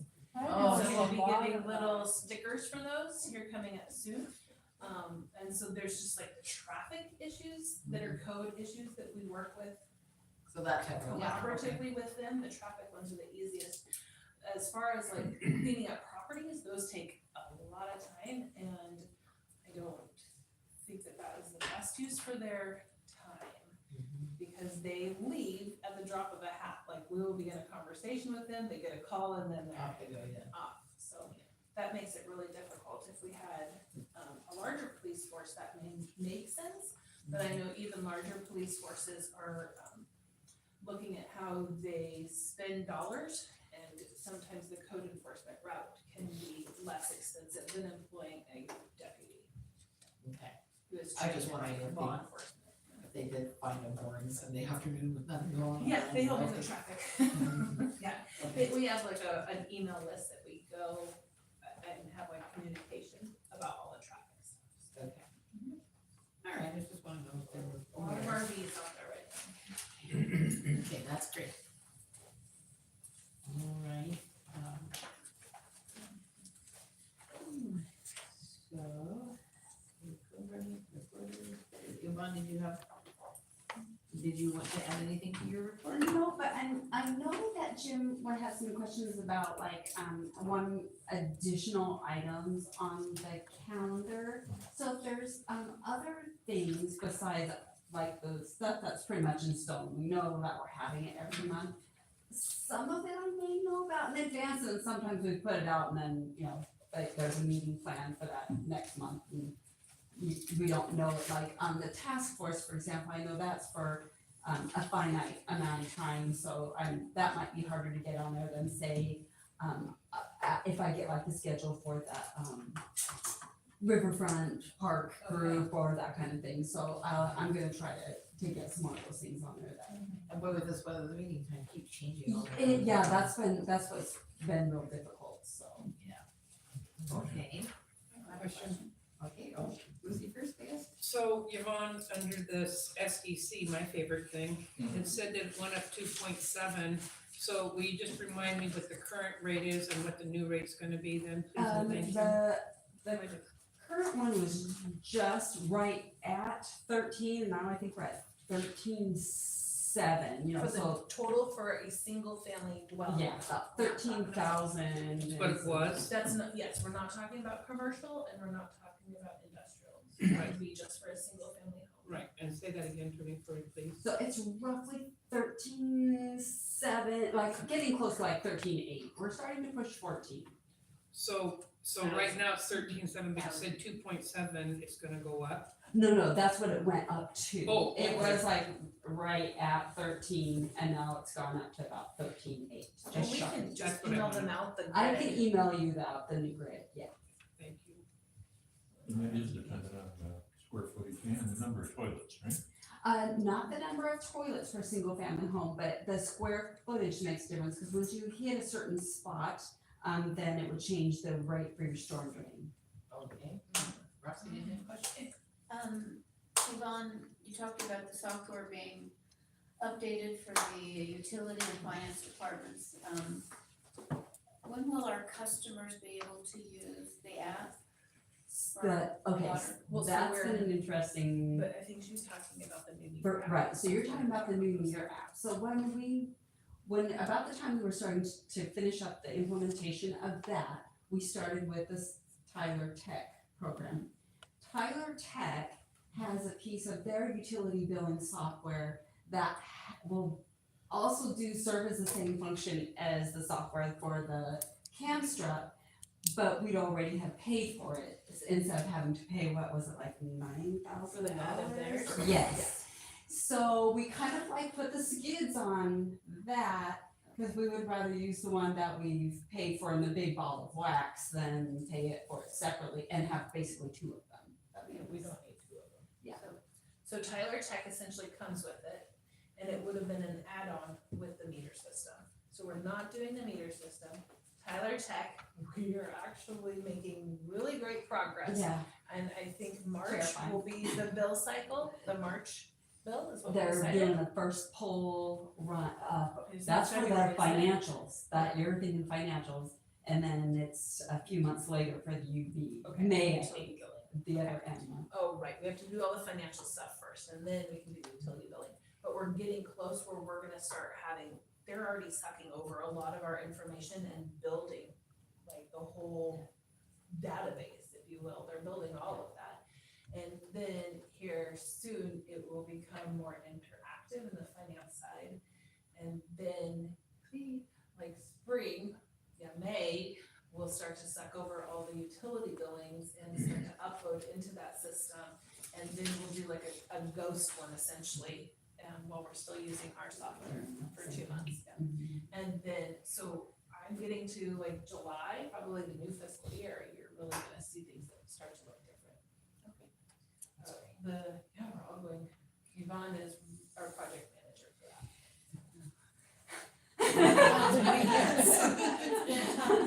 Making a change and getting through it all and the updates and I can't imagine. There's a lot of changes that are happening. Okay, thank you. And we're on to the rent tracking sheet. Does anybody have questions about those? I can't ever figure them out, but Roxy can, so I let her. Well, I have a few questions. Okay, good. Go ahead, Roxy. The city ARPA funds that we got from federal money. So far it appears that we have spent 689,834.05. 600. Oh. Am I reading it right? I don't think that there's actually, expense total is 29,255.80. Oh, I'm sorry. Okay, thank you. Yes, that is just kind of a, what do I say? That's the revenue section. Right. So, yeah, so the expense total is right So there. that's the So, expense. and that's, we spent 29,000 of it, and it's all on engineering. Engineering. Sure. I was worried that the number was at 689,000 and that No. this would all be eaten up in engineering fees. And I know engineering is expensive and I expect to have to pay for it, but I was. So the reason why it's broken down into two revenues is because when the city first got the money in 21, it was put into the water fund. And then recently, the last audit season, we put it back into the general fund because we don't know exactly how we wanted to use it. But in the general fund, it can be used for anything. It can be used for water, sewer, or streets. And so that allows you the flexibility to do that. Not only the best practice, but you can use it for anything. Okay, thank you for that explanation. On page 80 of the 150, the water master plan. The LGIP, I can't find what that stood for. Is that where it came from? Oh, the LGIP is the local government investment pool, and so that's Oh, like the a, pool. the pool, yeah. So that's a place Yeah. where cities hold their Yeah, money in I- a big reserve pool. Okay, thank you for that. And that was all I had questions. I could see that things are happening. Yep. Yeah. We're spending, eh? Anybody else have questions or concerns about our grants? Amy? We're hoping to get the food bank, closed out, by the end of July, and at that time, we will be applying for another CDBG grant. So that will hopefully be for the planning and feasibility study for Stone Mountain. Yay. So keep your fingers crossed that that application application goes through, but we can only have 2 open, Yeah. and we can apply for a third as long as they're really moving along, right? We've showed progress, not that we're just hanging out. So we're gonna start working on that. Okay. And in regards to grants, not one that we've gotten, but Heidi sent out an email about, Representative Elmer's office, getting on board with the, grant and helping us apply for that. I had seen, I had sent out a thank you note to, let's see, Senator Patterson, Senator Meade, Senator Knott, Senator Hartman, Representative Conrad, and also, David Gomberg, and Representative Elmer for, this is what I wrote, that thank you for the information. And the reason for this email was to thank them for their co-chief sponsorship of the Housing Oregon's Workforce Bill. This is one of hopefully many options. Sheridan to fund our arterial road entering Sheridan for major updates and expansion. It's been more years than I can count since Sheridan Road has been improved. With help, we can provide a better and safer roadway that helps for more of our citizens and visitors that can use this to access our wonderful town. And I thank them for their hard work and sometimes thankless work. I wanted to let them know that they have our gratitude and support. Very nice. Well, it was important. I mean, that's $2 million. I don't know if we're in the run, but it could be some. Thanks for taking the time. That was very nice. Yes. All right. Let's see. Grant tracking, city planning report. How about you, Tyler? You got a report? It was a busy month with my employment stuff, which we all know how much I love. But then I've gotten to work with Gary a lot, and with Heidi. I always work a lot with Heidi. But Gary and I have had some agreements to look over. There are 2 huge class action lawsuits regarding PFAS contamination. And Gary was very helpful in going through all of that paperwork that just makes my eyes glass over because I don't know the words. We don't qualify because we didn't have any contaminants. So it's good news, even though it doesn't seem like good news on the front end. I drafted the excellently worded warning letter that Heidi talked about for the wrong way parking, so I'm excited. Any complaint should be directed to Tyler. Only if it's a complaint about the form itself. Don't be so humble. And then we had a lot of pre-inclement weather planning, including a new policy to allow the standby workers who so desire to take a work vehicle home so that they could more safely respond. And I believe two of our standby folks took advantage of that, even though we had many more folks come in over the inclement weather. So it's been a very productive month, all things considered. It was a good thing that they were able to take those 4-wheel drives home. And we have the vehicle tracking in them, so that made us all feel a lot more comfortable. And we had a really good sound policy that they had to sign off with me. So we didn't have any issues. Did you, and Public Works delivered food boxes too, right? Thank you. Yeah, That was really nice. Yeah, they dropped off, 2 boxes, and I did some. I did 1. Yeah. I think there was a total of 4, so you might, yeah, there was 4, and then over that couple of days, Heidi and I were thrown together. Yes. Everybody getting the boxes. That was nice. So now we're moving on to ordinances and resolutions, page 91. So ordinance 24-01, an ordinance amending chapter 1040 of the Sheridan Municipal Code relating to parking regulations. On December 18th, 2023, the City Council approved draft language for amendments to chapter 1040 of the Sheridan Municipal Code. Tyler has prepared an ordinance incorporating the approved language. Tonight, the council may introduce ordinance 2024-01 with 2 readings. I'll make a motion then. Council read ordinance 2024-01, an ordinance amending chapter 10.40 of the Sheridan Municipal Code relating to parking regulations, first reading by title only. Second, third. Thank you. Any discussion on this? Yes, Jim? I was looking on page 97 under the exhibit A, and right at the top of the page 10.40.040, permitted exceptions. It says, go ahead. Notwithstanding the provisions of section 10.40.010 through 10.40.030 above, a property owner may apply for a permit to allow parking generally prohibited above, subject to the following provisions. Shouldn't that be will? It sounds like we're given a choice. Yeah, you should, you may, but you don't have to. That's what it sounds like to me when I read that. It's saying that a property owner is allowed to apply. Like Not they have every that property owner has to apply for one of these permits if they're not going to have non-compliant parking on their property. And Liz? Were you done? Yeah. that's- Okay, well, my question on, I highlighted that, my question on that was, what if someone's renting and they want to apply for a permit? So the property owner has to apply for them?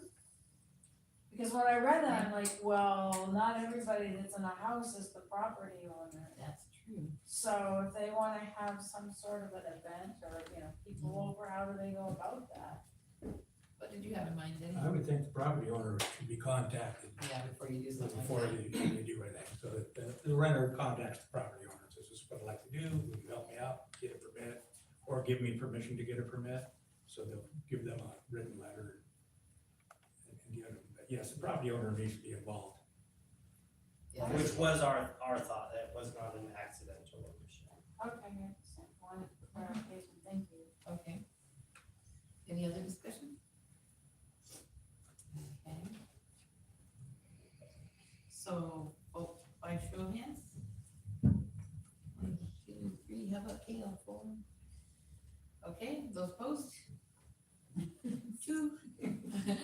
Sorry. Passes. Make a motion that we accept the first reading. Well, we haven't had a first reading, but if we don't have unanimous approval of that vote that we just had, I have to read the entire ordinance. That's what we were voting on, not approving the ordinance. So if is we that what want you to meant to vote on? have another show of hands on Okay. introducing the ordinance and reading it by title only. Okay. Those in favor? Are you reading it? Yes. By title only. Only reading the title, not reading the entire thing. In other words, you don't have to read it. Yes. So I think that you guys. are okay Yeah, with we're- that. Okay. All right, unanimous. Ordinance. Ordinance 2024-01, an ordinance amending chapter 10.40 of the Sheridan Municipal Code related to parking regulations. Okay, I make the motion, we accept the reading of title only. I hear a second. Second. Okay. Any further discussion? Okay, roll call vote. Acuff? Acuff? Yes. Buckles? Aye. McElroy? Yes, Hebert? No. George? Aye. Hodgins? No. Okay.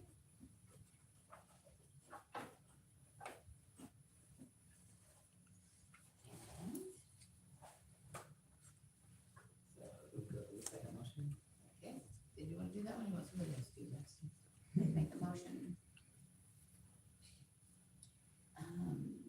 Council, accept ordinance 2024-01, an ordinance amending chapter 10.40 of the Sheridan Municipal Code relating to parking regulations, second reading by title only. Second, second, any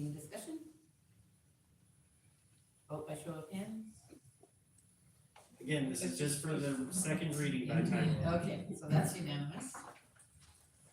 Ordinance 2024-01, an ordinance amending chapter 10.40 of the Sheridan Municipal Code relating to parking regulations. Make a motion, we accept the second reading. Second? Discussion? Roll call vote, please, Yvonne. Acutt, Yes. Buckles, Aye. McElroy, Yes. Hebert, No. George, Aye. Hodgins, No. Okay, the final reading will take place on February 20th, 2024, and the ordinance will take effect on the 13th day after its adoption. Thank you. So, let's see. And we move on to the planning commission. Alright, so. Ordinance 2024-02, an ordinance amending chapter 2.20 of the Sheridan Municipal Code relating to the planning commission.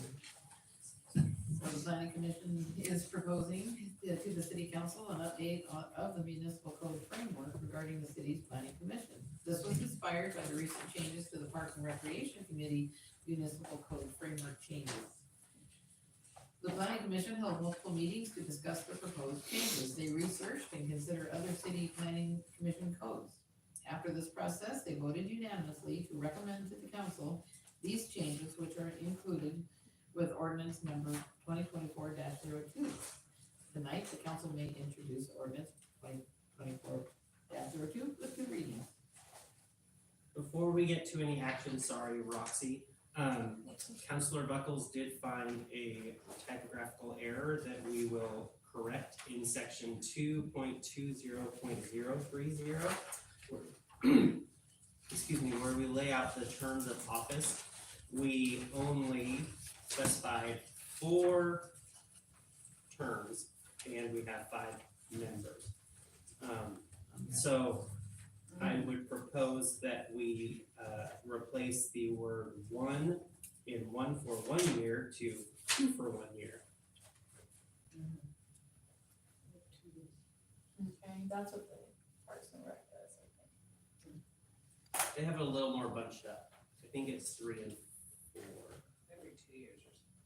That's what I got confused with when he was asking this.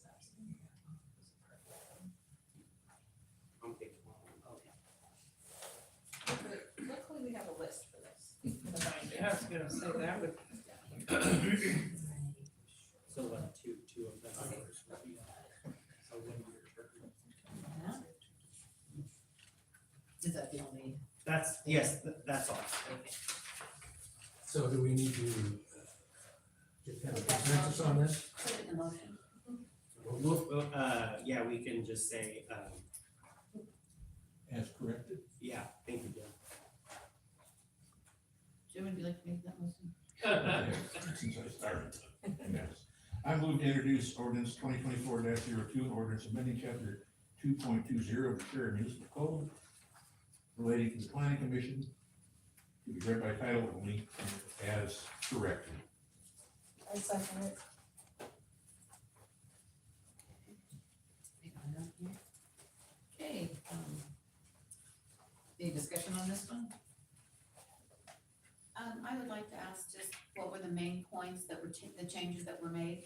I read through this, but I didn't have the old one to go look at from before. Well, you know, Terms of office or? I learned today that, we talked in the past about, so they can have, 2, members on the planning commission who live within the urban growth boundary, but outside the city limits, or either that, or, they own a business in Sheridan and they can serve on that. And I thought, I know we've talked about that for the council, so I didn't know, and I found out today that the reason that they explained this to me was that, the council is an elected body and these are appointed bodies, so I thought that was just something interesting that happened today, so that's why we can't get. And I remember hearing about that somehow, but I just wonder if that was basically the thing to change, or? We kind of made some bigger changes. We clarified the provisions about membership, and then we also got much more, provided much more of a framework for who is eligible to apply, how they apply, the process for applying. We added an absence policy, which we did not have before. And we clarified the chairperson and vice chairperson, provisions. And then we did some tweaks with the terms of office just to clarify how they went, because we didn't currently have it. It was not established as sort of the tapered. Which one? Yeah, exactly right. And then clarified when and how they hold their meetings. Sounds like we explained that. It was, yeah, exactly right. Thank you. Okay, that's, vote by show of hands.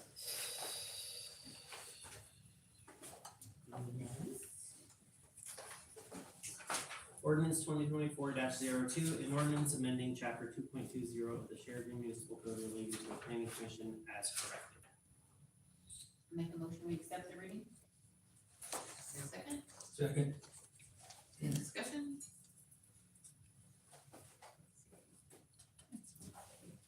Roll call please, Yvonne. Yes, I'm so sorry. Acuff, Yes. Buckles, Aye. McElroy, Yes. Hebert. Aye. George Aye. and Hodges. Yes. Okay.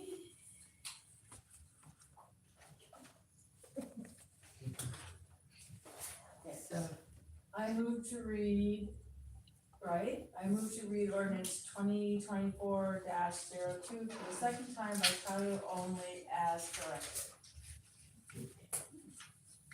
Second? any further discussion? Vote by show of hands. Keel? Looks unanimous. Okay. Ordinance 2024-02, an ordinance amending chapter 2.20 of the Sheridan Municipal Code relating to the planning commission as amended. Correct. Make a motion, we accept the second reading? Second. Any further discussion? No? Okay. Roll call vote please, Yvonne. Acuff, Yes? Buckles, Aye. McElroy, Yes. Hebert. Aye. George, Aye. Hodges. Yes. Liz, did you have a question? You had your Oh, hand did you? up. I wasn't sure. No, I was voting. Oh. You're voting, okay. Alright. Okay. Now, we need to go to, yeah, so the next one up is The B one? a resolution extending the city of Sheridan service agreement with Healthy Sustainable Communities LLC. Okay, so, this is, so John Garza doing business as Healthy Sustainable Communities LLC had a contract with the city. He in fact was the facilitator for the first task force, then his contract expired and the council at our last meeting voted not to renew. And I had a couple of telephone conversations with him, and Lucy, I asked him if he was charging me for it, and he said no. Thank you for that. You know, he was surprised, and I was pretty forthright with him about the, unexpectedly high charge for lunch and whatnot. And that he said, and I told him that the council felt that, he wasn't really, acting on the wishes of the council, like a lot about housing, when the council made it pretty clear that they were not in favor of building a shelter at this time and like that. So he understood, so what happened there was he submitted this latest, amended version of that. So, I don't know, I hope everybody read it. Did everybody read through this? So, okay, so you can see that there's still some things about housing in there, and then a lot of people were interested, what is the price tag then? And I believe it was $12,500. Yeah, it was for 4 months. So I asked, you know, I was talking with Tyler on what the proper procedure is for this. And go ahead, Jim. Well, that's what I wanted to approach Tyler. This resolution is extending the city of Sheridan service agreement we don't have a circuit, We here, don't but how have can we a extend it? This resolution is not fit to be. Because this addendum is tied to the original contract, so it would be extending the original contract. So he goes back to either May 1st, 2023, or April 17th, 2022, is that what he's referencing? As far as I know, we let his contract expire on the 31st of December. Yes. Okay, so in talking with Tyler, I think that what we came up with, that if, because he does not have a contract with us, if we don't act on this, then that's it, you know, right? No further action would be needed. If one of the counselors would like to make a motion to go with this contract, then that's another possibility, if you can get a second, and it would go to the council for a vote. So, that's what we basically need to know. Go ahead, Margaret. I'm not ready to make a motion myself, but I would like to ask Heidi to advise the council on her opinion or what she thinks is best based on her knowledge, and we can make up our own decisions. But I'm worried that there may be something we're missing or don't understand. But I'm going to decline. okay, So, you know, I know that because, says a lot. I mean, I understand. so here's what's happening. So the next task force meeting is tomorrow afternoon, evening. And that's been bounced around, landed there. So 4 o'clock, right? 4 o'clock here tomorrow. And we're gonna go over a lot of these things at that time. So I will lead tomorrow's meeting, and then I will confer with the task force members as to where they want to, how they want to proceed from there. And we could, you know, that could go a couple of different ways, but I'm gonna put that into the decision for the task force to make. But so, possibly handing the reins to another person on the task force, or, you know, but I want that done. So that's where I stand on that. So we do have the agenda all set out for the meeting. I think it's gonna be a productive meeting tomorrow night. We are going to, first of all, last minute stuff about the point in time count before that happens the next day on Wednesday, make sure everything's in place, and I think it is. And then the rest of the meeting, as time permits, we'll be talking about, I wrote up some ideas about, the council said they would support a resource center in Sheridan, and what they mean by that, you know, things have just been flying, but what they, I believe what the council means by supporting the idea of a resource center is we would have representatives from all over our county, especially McClinville, and like Whitecap is, you know, is wonderful. This task force has all these people right around the table, sitting around the table, who can tell us what they offer, you know.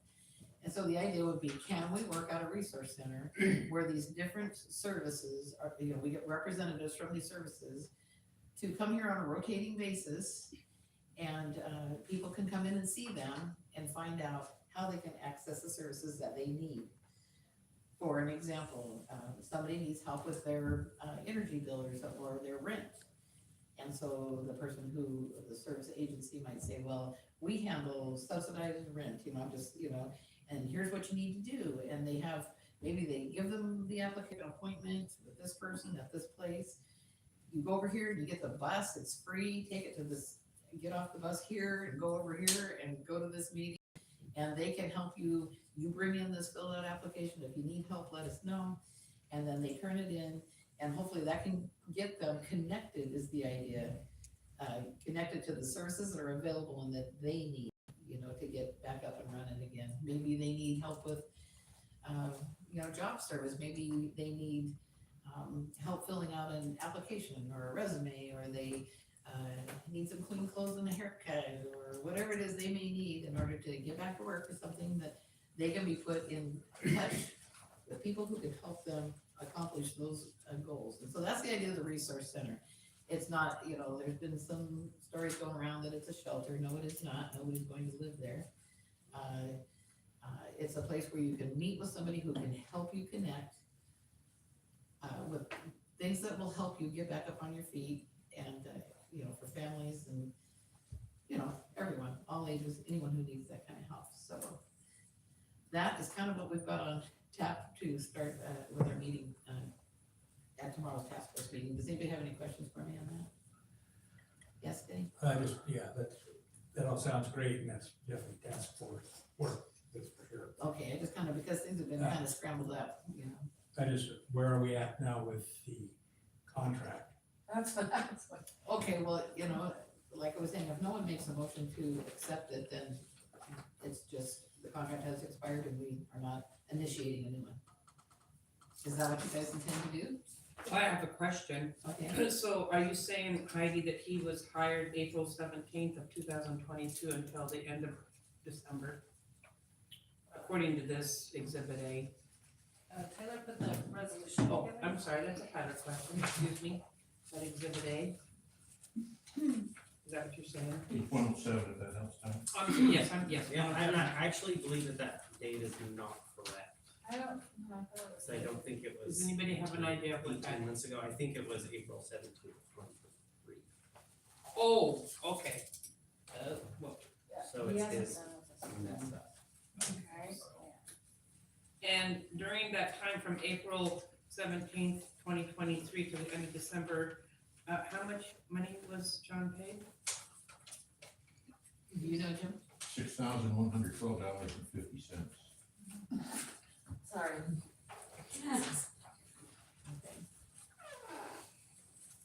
And I'm probably bad for this, and he was at one meeting, He ran one he meeting. ran one meeting.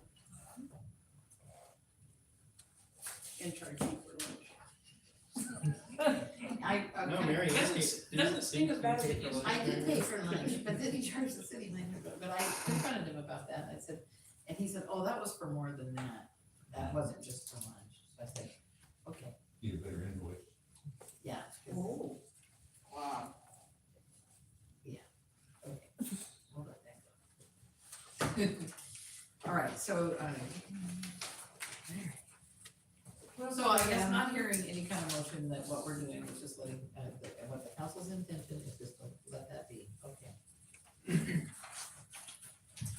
All right. We're on to unfinished business. Appointment of the Parks and Recreation Committee members. And so, the three members who are currently serving have, thrown their hat in the ring to continue. And that, no, there's four actually, isn't there? So, Sarah Hilliard, Kay Buckles, Ernie Hebert, and Nicole Pugh. And I would like to reappoint all of them. Okay. Looks like everyone agrees. Nobody's gonna say no. So I don't know if anybody's online or anything, but thank you and congratulations to for the new term for the Parks and Rec team committee. And then we go to page 123 because we're gonna discuss the community grant applications. And this could possibly take a minute. Sorry, I do have, we have the letters from the cheerleading coach. Okay. So would you like me to read those? Yeah, because I think several people misunderstood and thought that they did not submit a letter, so that would be great. She says she apologized for the mix-up. Is that the handwritten ones? Yeah. Yeah. Which one would you like me to start with, the youth or the high school cheerleading? High school. High school, you got it.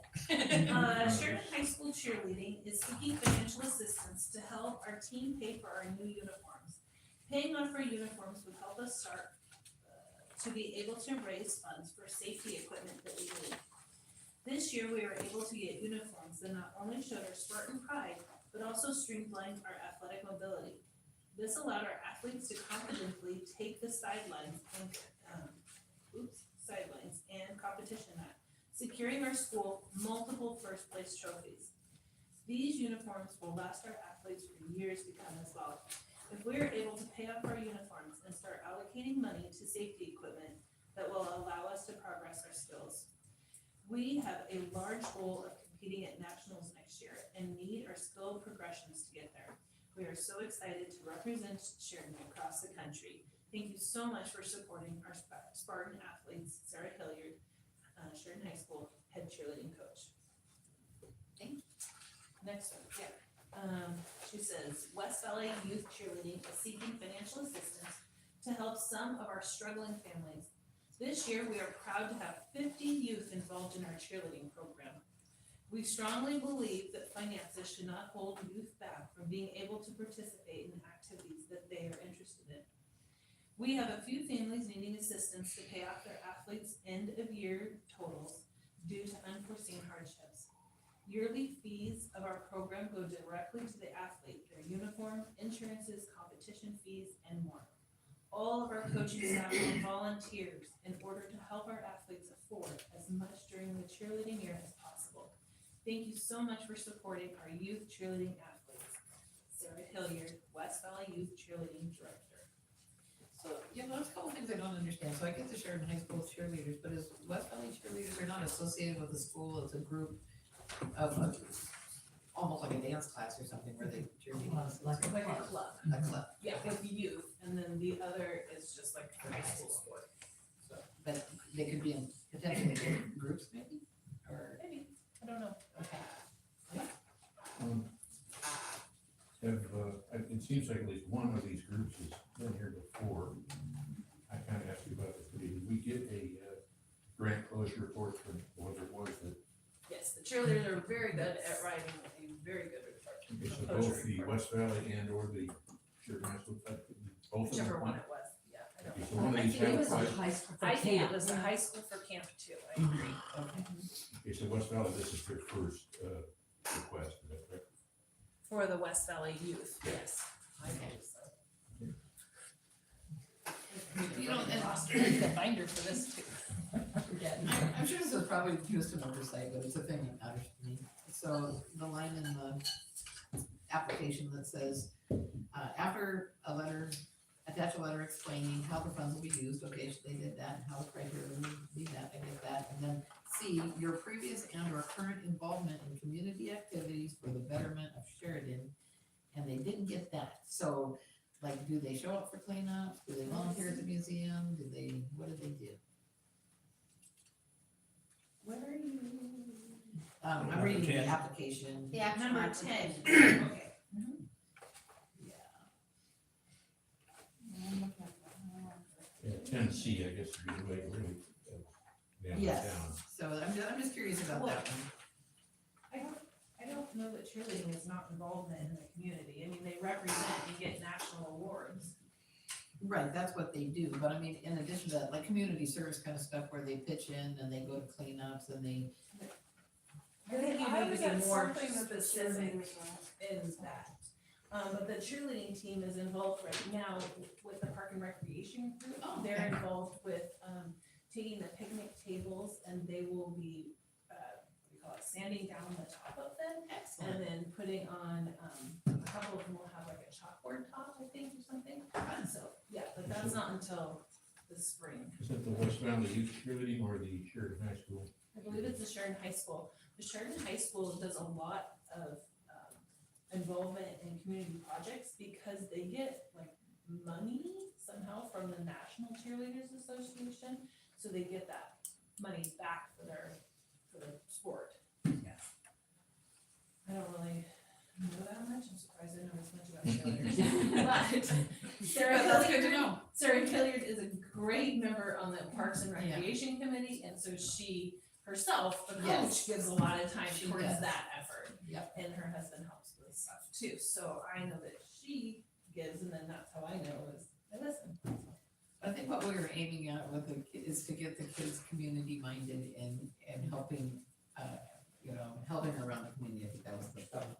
I think we need to write that better. I think the cheerleaders were helping with the vendors at Christmas at the Bazaar. Oh, I really? was at something recently over Christmas, the cheerleaders were there helping, it may have been over at the high school. So they're doing it, we Yeah, just need they to talk are- them into they brightening it are up a little bit more. Yeah, they are helping at He's talking about They something. ran when we did the park and recreation thing where people voted, when we had that open house for the athletic, they ran that. And they got a bunch of the donations. Yeah. So, Cool. yes, I think that they're out and about, they're just not cheerleading themselves. Yeah, they do need to do that. That would make a big difference, and they're setting a great example. Yeah, and And they do a so- float, they're always in all the, like, hometown days parade, they're always Yeah. a big entry there. A lot then, and so that would be a really great thing to get out there. Okay, thank you. And they were in the Christmas parade too, Okay.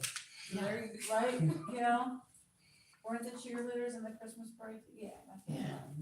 Okay, that's fabulous. Yeah, I I'm guess glad I see asked. them more than any other sports team, now that I think about Now it. that we're gonna talk about it, lots and lots. Well, that's really good news. That Okay. is. All right. Well, we have, the tough work ahead of me because we have, okay, so, well, the other thing that I learned today,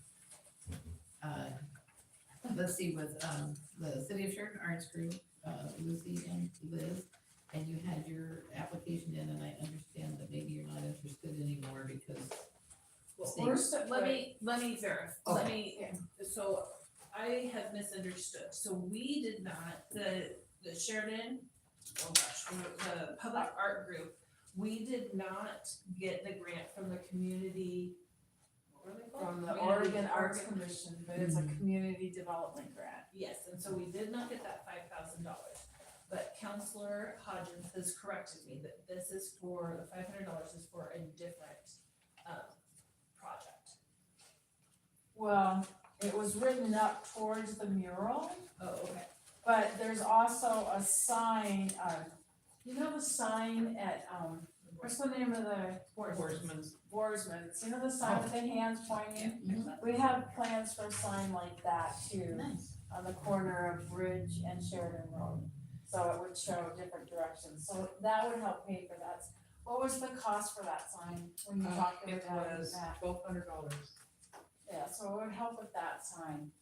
I didn't write it up for that because at the time we were banking on getting the money from the Oregon Arts Commission, but we didn't. And they gave you some kind of indication that it was. No, but they gave me the option of meeting with them to find out what we could have done to improve our application, so I I'm see. gonna do that. Oh, great, okay, Yeah. okay.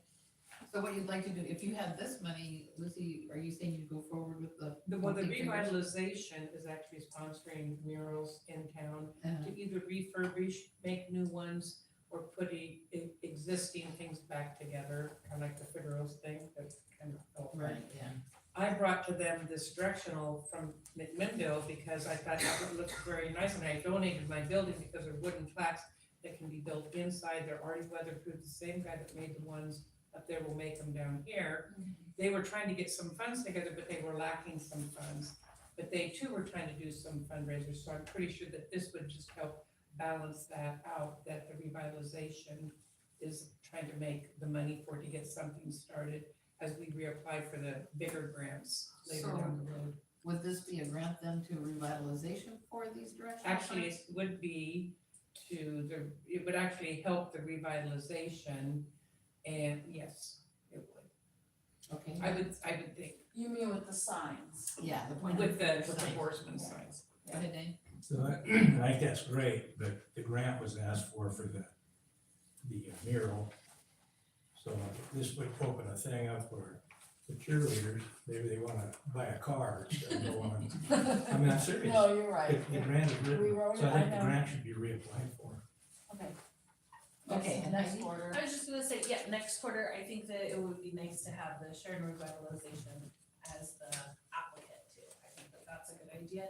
And then Lucy has already had some renderings, I think, for the hand sign or some pictures that she had taken of even the Borsman sign. And then if people wanted to start to brainstorm too, what things you want on the hands, you know, like this way, that way, Yeah, we are interested in collecting that information too. So like high school, you know, we're thinking of City Hall and yeah, post office. post office, yeah. You always have to know where Yeah. that is. But there's, yes, and so just to brighten up downtown and get something I like that. that's nice to look at. Yeah, they're really cool. So I guess we're gonna put that application on hold, and it's gonna come back to us the next time. Well, we'll just revise it. Okay, thank you, okay. And Jim? Well, the only one we haven't talked about is the Friends of Sheridan Park and Okay, Recreation. let's see. And I know that we did turn them down last time because we were a little disappointed in their follow through as far as, you know, getting things taken care of at the old city, where they plant plants, okay? City garden, thank you. This time around, I have actually met and talked with the 4 members of the board of that group. And despite the fact they've been a little reticent in getting things taken care of at the old location, they are working very hard at the new location and have some excellent plans to include the entire community. And so they're not just asking for themselves, obviously they're gonna spend the money, but what they're gonna spend it for is to allow more people to be able to grow their own garden over the summer. And they've had several requests already for beds in their garden. So it isn't like they're just putting this off. And then as far as the old city garden that looks a little decrepit because they didn't do a great job of leaving. And this is my opinion now, this is not a fact. But if we do indeed do a burn to learn on the house on the corner, which is right next to the old city garden, that's gonna take some cleanup, so at that time, it wouldn't be much more to just have somebody go through there with the same bulldozer they're using for the cleanup of the burn to learn, to clean that up so it wouldn't remain the eyesore that it is.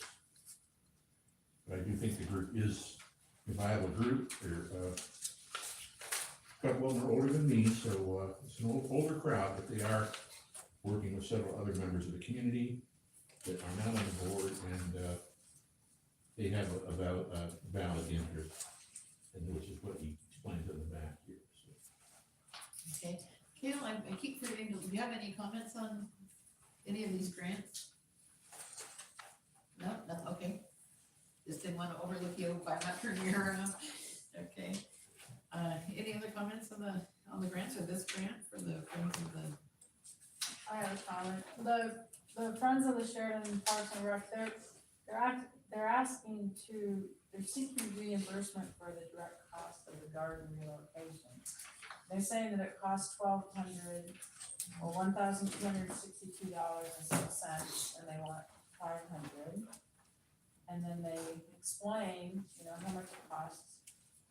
And I think it's valid, as Jim said. I think that if they get it up and going this spring with those apartments right there, and it really looks nice out there, that it'll be successful. Okay. I think it's a little bit like the Field of Dreams. If you build it, they will come. Exactly. Especially like you said, with the apartments right next door.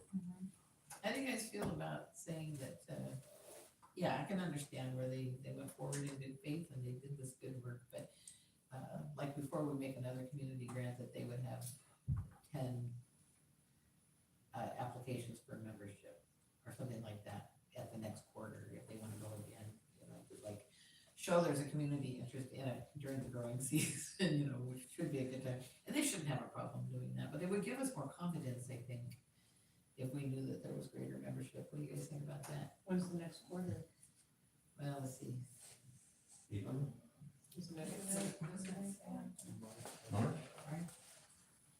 I don't, Oh, that's I don't think that's enough time for the people to start wanting to even think about planning to go for a garden spot. To sign up, you mean? Okay. Well, I wouldn't even think about planting mine until April or May, so I wouldn't even be looking, for somebody who gardens. Okay, and I just, I know they're working hard. But for the money that's being invested for 4 or 5 people, it's a tremendous amount of money. Now, I'm all for them, don't get me wrong. But before they moved down there, they didn't have any membership. And I don't see any fundraisers or membership drive going on. But I want to give them a chance. It's in a really nice location. People see it. And like you said, there's apartments around there.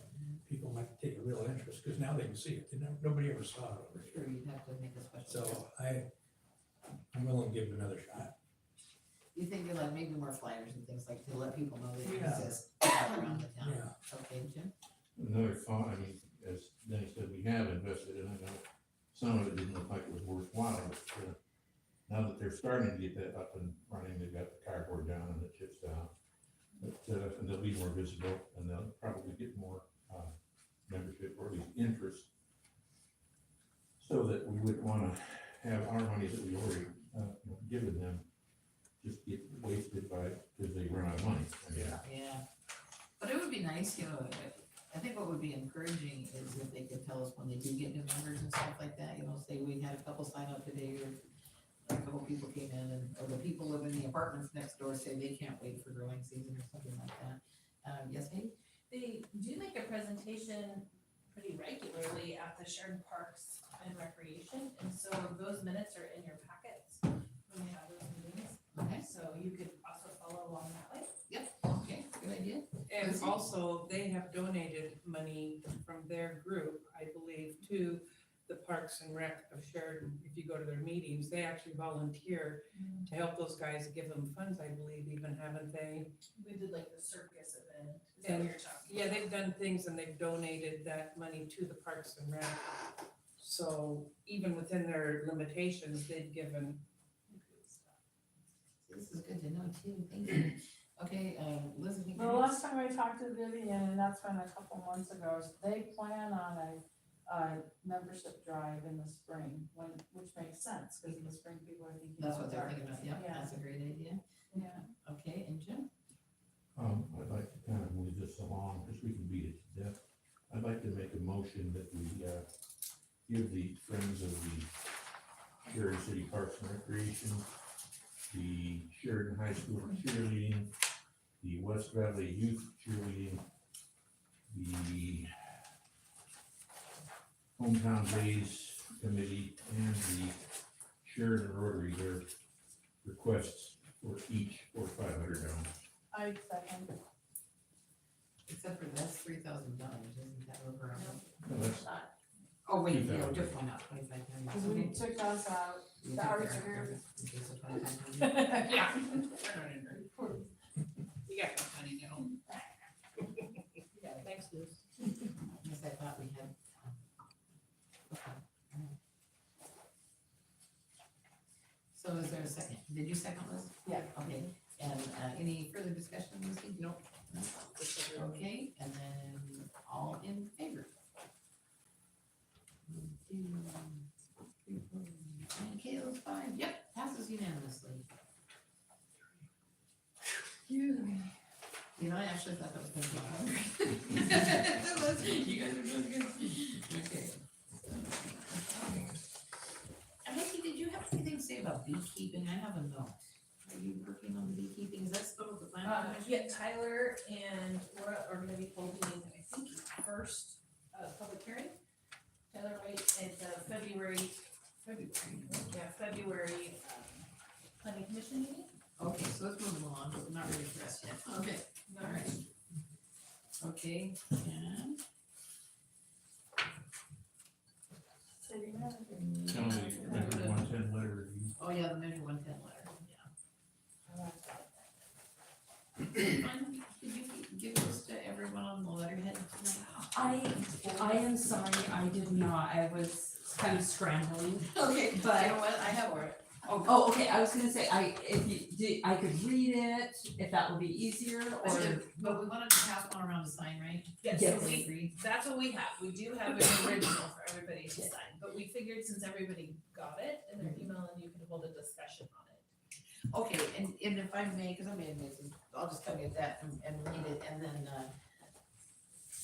I just can't remember for sure, for the one I have in my folder, have made changes since then or not, so we know, Okay. we know this is the final one. it's the one with the blue top. Yes, it has blue. Thank you.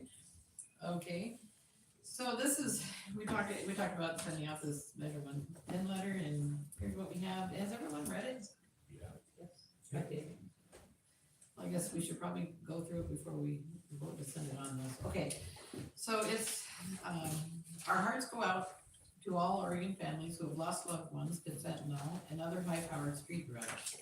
We believe that Measure 110 has resulted in increased overdose deaths, increased drug use, and in turn, increased theft and property crimes.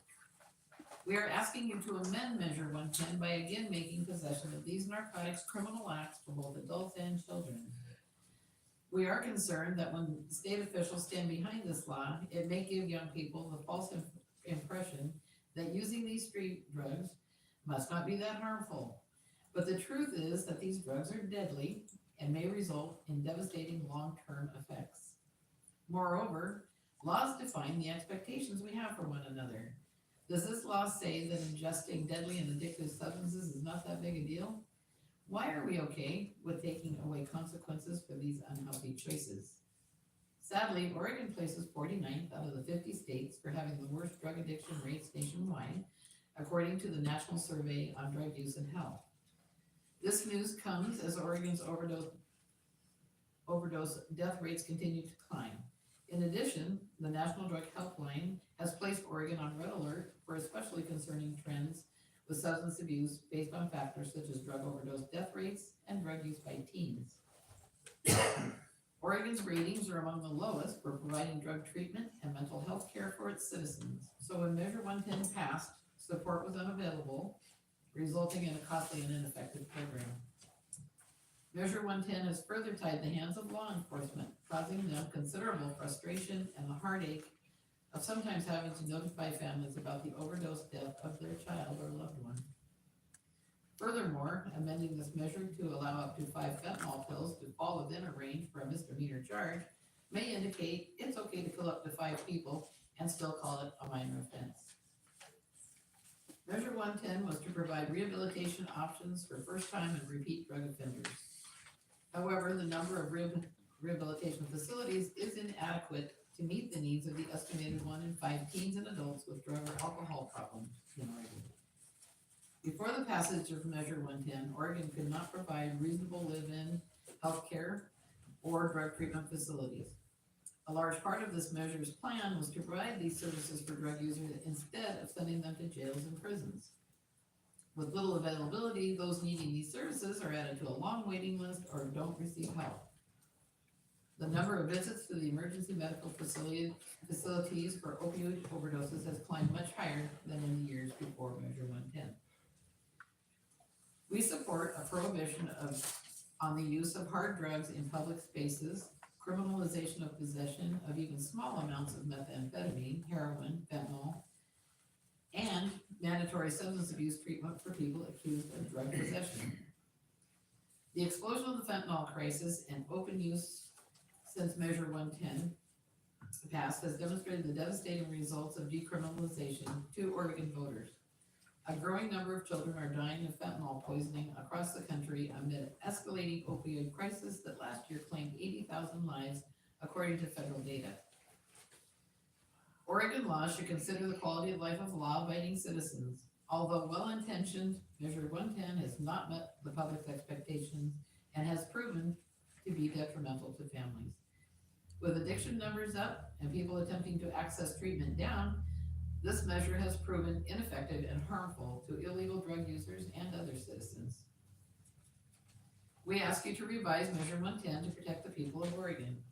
Please tell our youth that drugs like fentanyl, heroin, cocaine, meth, and LSD are unacceptable in any amount and support consequences for their use. In addition to issuing $100 citations for drug possession, consider allowing drug users a choice between jail time or treatment. At least jail time may interrupt their drug use and provide time to consider a treatment pathway. Any changes? Oh, thank you. Get that sign and get it out. All right, well, I will sign first. I do see one. The only problem with treatment is we don't have treatment facilities, so jail time it is. You know, this is true, but I went to the roundtable meeting with, there was a whole bunch of people in McMinnville. I think I came back and told you guys all about that meeting.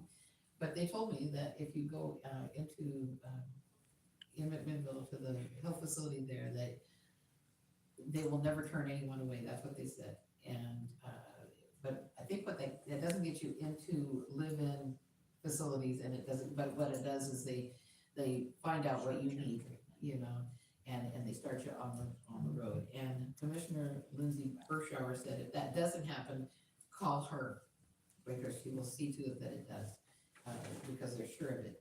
So what they do, if I can remember this right, is they kind of do an assessment and they find out, do you have food? Do you have a place to stay? And then what are the issues? And I think that's kind of the steps they take you through, and they promise you can have that right away. What we don't have is live-in facilities, live-in mental health facilities. So it's outpatient. You'll be outpatient, okay.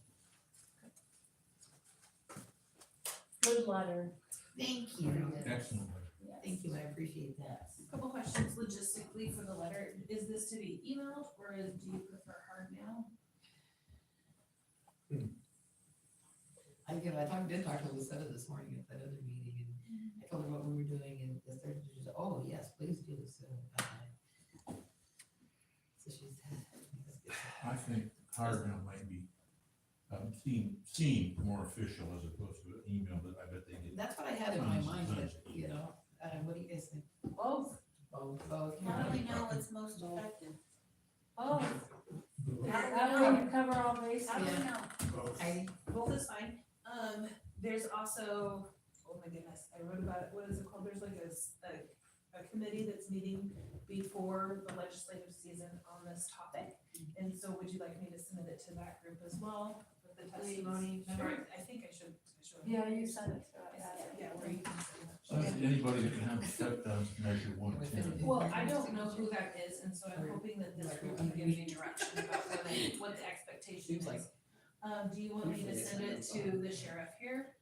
Sure. I think Yeah. that we just do this based Well, on. because I know they're very Do frustrated. we know who the authors of the bill are? I mean, that are presenting this to the legislature? I do, there's a I list think on that that. Yeah.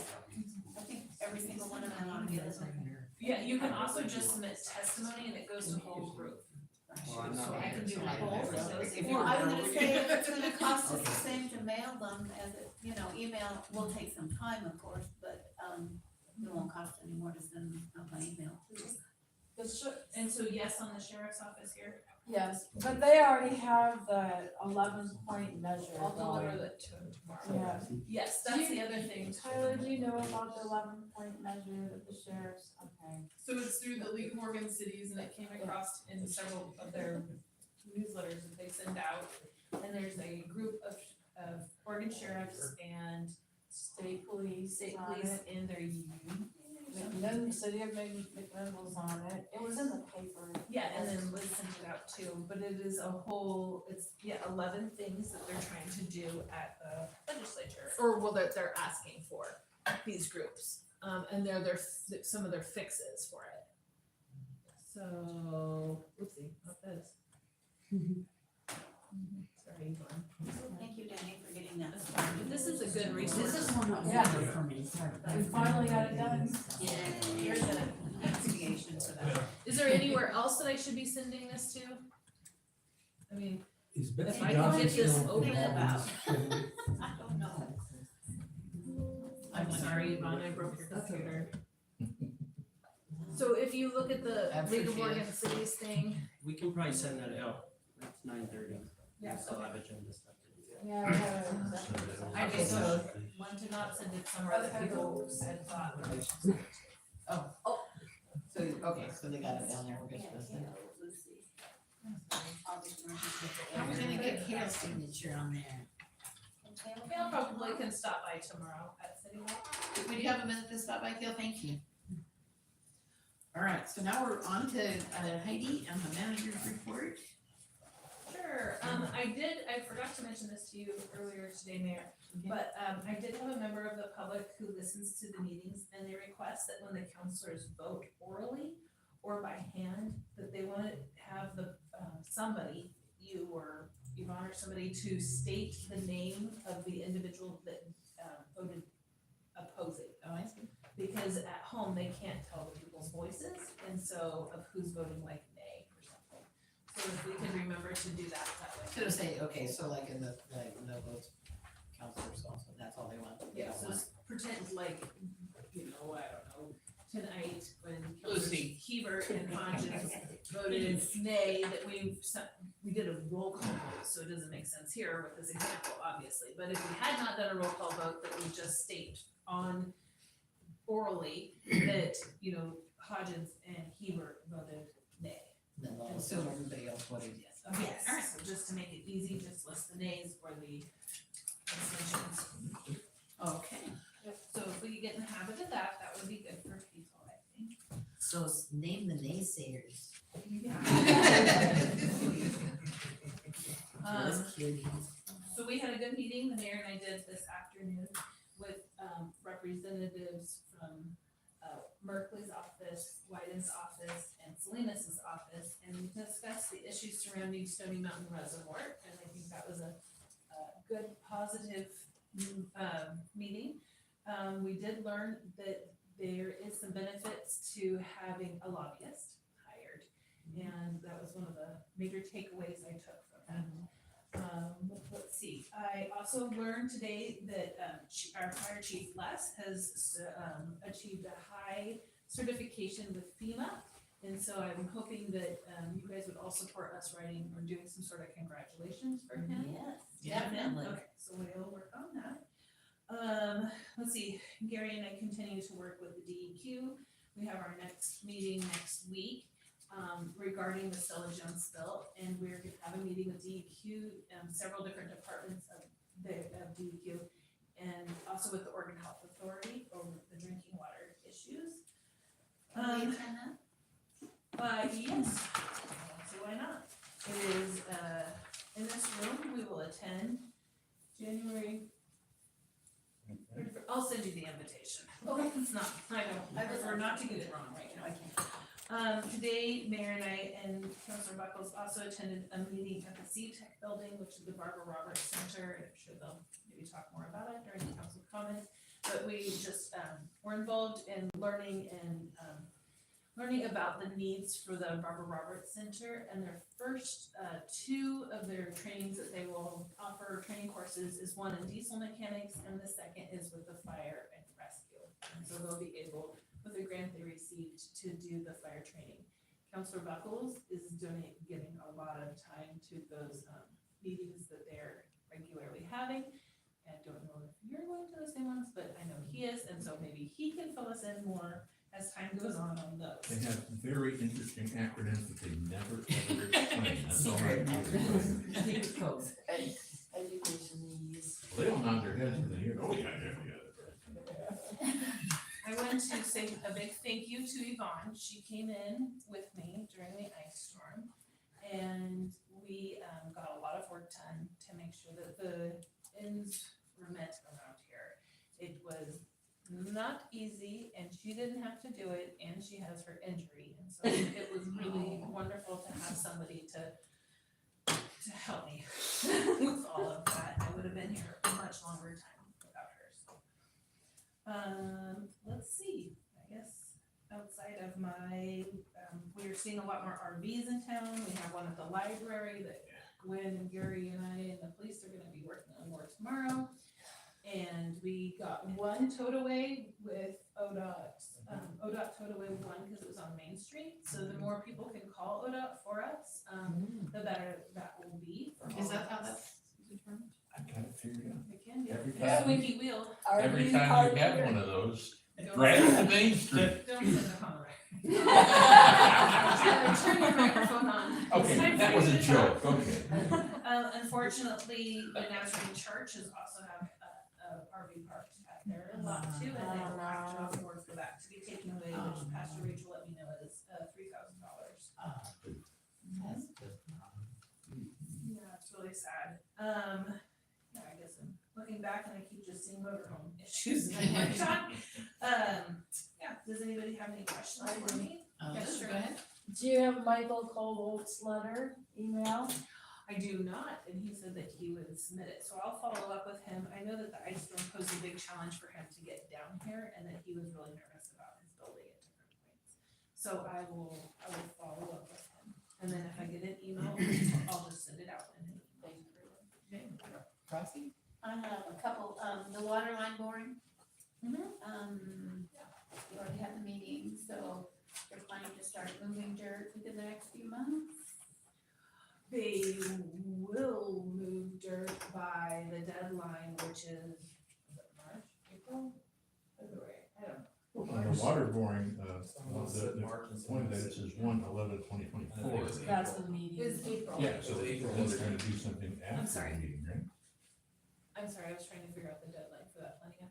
What was the That question? would be January, this is the year 2024. Oh, yeah, on the 11th, there we go, I had that, I was reading out the British way, I read it as the first of So the November. water boring project, we have applied for, one of the permits that is required, but we found out that the railroad is owned by one company and leased by another, so we also have to apply for a permit with the leaseholder.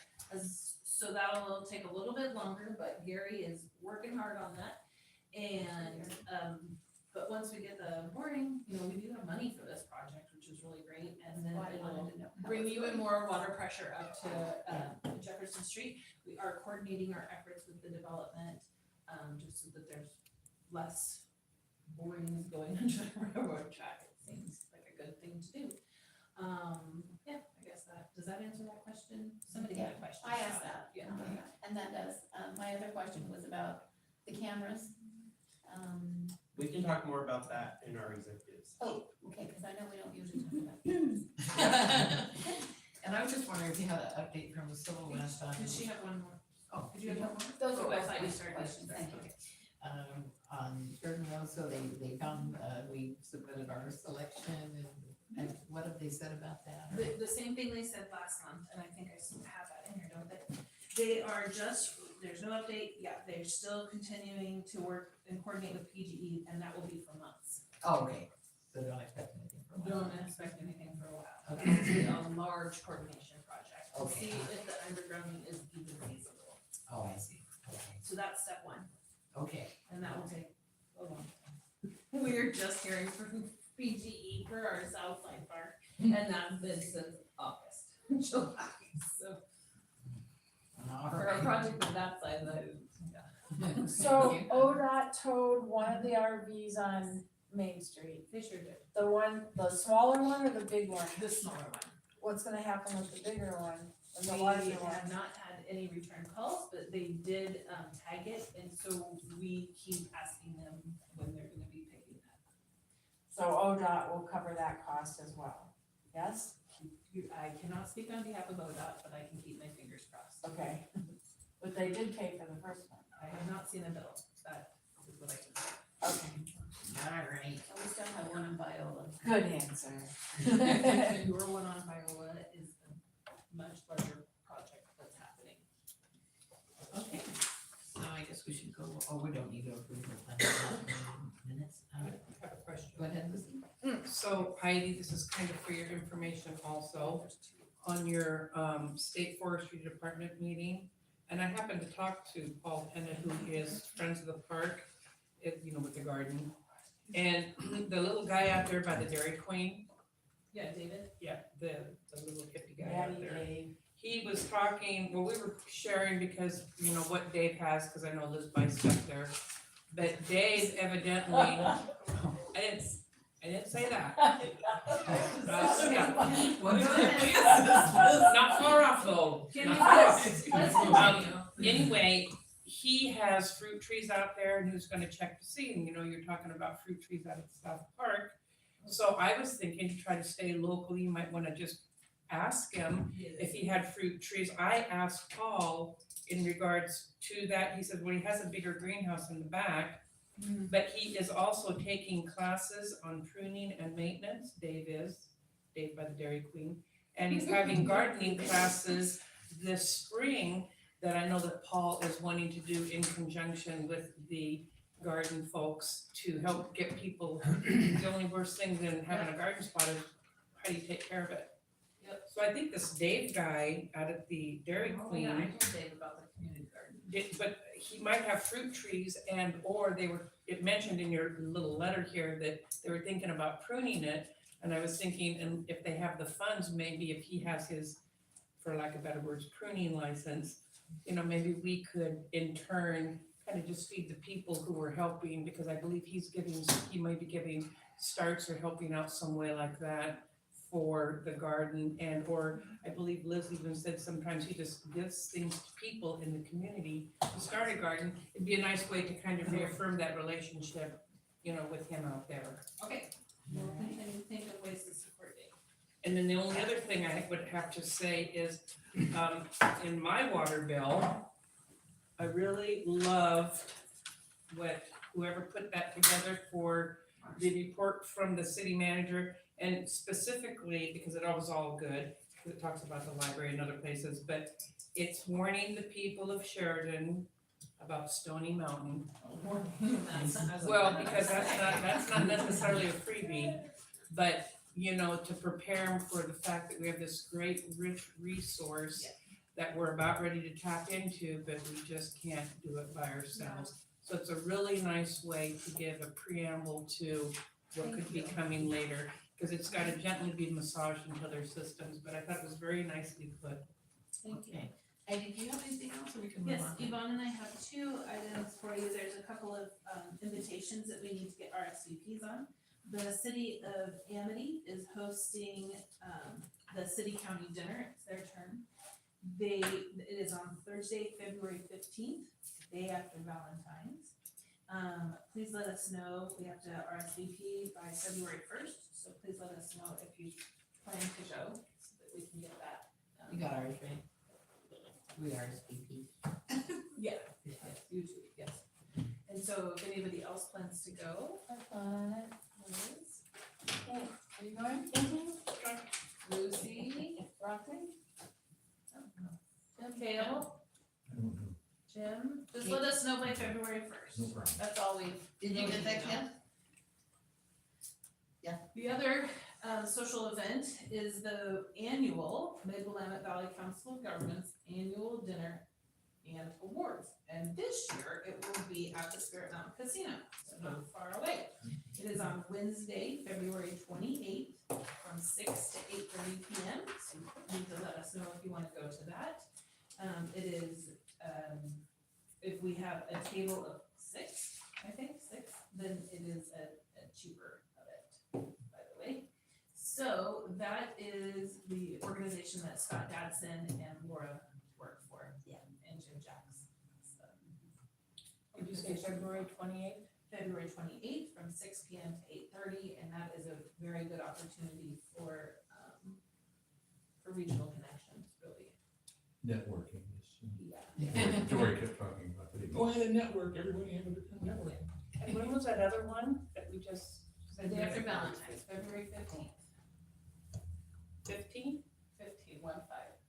And where's that at? Amity. And the, 700 South Trade Street. Probably That's the fire hall. oh, Yeah. okay. And what time is Gary that? will be out there at the doors. Dinner time. It's 6:30 is a social gathering. Yeah, all the networking there.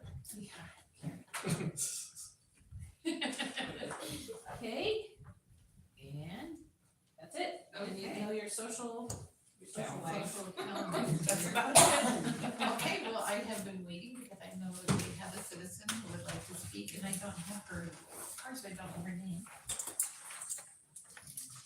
There's 2, there's, I'll run them up there. yeah, one of them's for Michelle.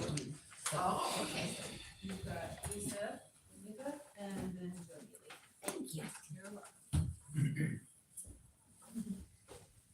So, Lisa, would you come to the podium, please? Sorry, I can sit. Yeah. I understand. Thank you for waiting. Oh, no problem. In reference to the sheriff's summary, I have several years' experience in law enforcement and the district attorney's office. And including or excluding the case report numbers or incident reports, I highly suggest you keep those. I mean, if there's any follow-up, say, like as in the shooting and you have a question, that's the only way they have of looking up, you know, they need that case number, incident report.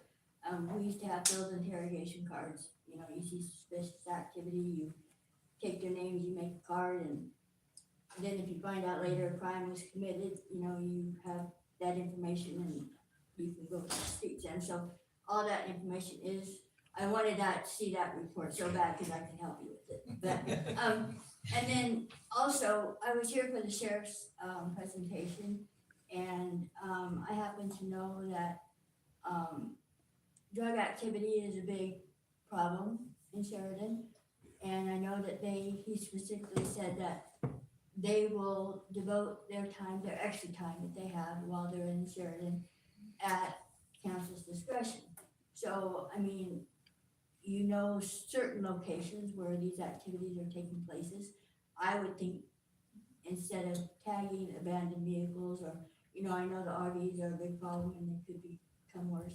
But I would think that those places, you know, you see the traffic in and out, pull one over, oh, there's a, you know, it's just common sense to me, but anyways. And then the amount of calls per Sheridan, now, that might be a total, dispatch could provide that for you, for your amount of calls, and you don't necessarily need the people's names, but the addresses, would allow you to see how many times, you know, they're being called to this particular residence, and you could follow up from there. The next deal is a pet peeve about the library. Gwen could back me up. I've had to take like a year break because I realized I had a problem, but you know, in a year's time, easily 200 books a year I would check out. And they couldn't keep up with my demand, so I went on a strike. No, I took a break. But so my disappointment and my pet peeve is when I went in less than 2 weeks ago, whatever, you would think after all this time, because she can tell you, I can go in there and pick them off the shelf. I have my favorite authors, new releases. I'm like a kid in a candy store. But I could, after all, at least a year, 5 books. The newest release was June of 2023, and to me, that's not a new release. And I was told that they're going with a different company and whatnot, but I mean, I'm no stranger to a library, so, you know, and then one of my books, I was like, because I have great attention to detail, if I read something, I was like, nah, I've read this, but I can't read a book twice. And I looked, and it was released in 2014, so somebody didn't do that one right either, so. I had like 4 books that I could actually read, which I've already read them all anyway, so I have to take them back, but, you know, that was my only problem with the new releases. You know, I know that they can order books for you, do you do I that? do, and I've done that, and like I said, I've taken a break, so, but I should have been able to go home, bring my cart back and load up a whole bunch of books, but Yeah. I was just kind of disappointed because they had such few selections on new releases and they weren't new releases in my opinion, so. Okay, Thank you. Thank you, Lisa. And next up, we have Oh, did you Joan give her the? Neely. I did. Okay. I didn't give her the top page because I wrote all over it. Okay. Those are the 8 culprits. So just to remind our counselors and city officials that TK, the shared revitalization, has allowed me to come on and to video the meetings I have done December and January. And they went through a lot of details, and I also have those videos on YouTube on my platform WT, and it's also shared on their page on Facebook, as well as everywhere else that's shared affiliated. So I'm just encouraging council, certain members to review those videos and be more acquainted with what's been discussed, how we're bringing interest and into the shared realization and what they're doing. And for John, my thought is, and you probably don't have to answer, it's fine, but this is my thoughts. I know that there's a $12,500 cap that will be put in place if the city chose to renew the contract. And the moment I heard $6,000 just was disclosed today, my heart sank. It was just, and he only did 1 meeting. And that just didn't feel good to me. So my thought process is, if there's gonna be a 12,500 cap, is the 6,000 gonna be already included in that? Or is it gonna be 6,000 plus the 12,500, so that's close to $20,000? That's what I've been thinking about. Well, a couple things.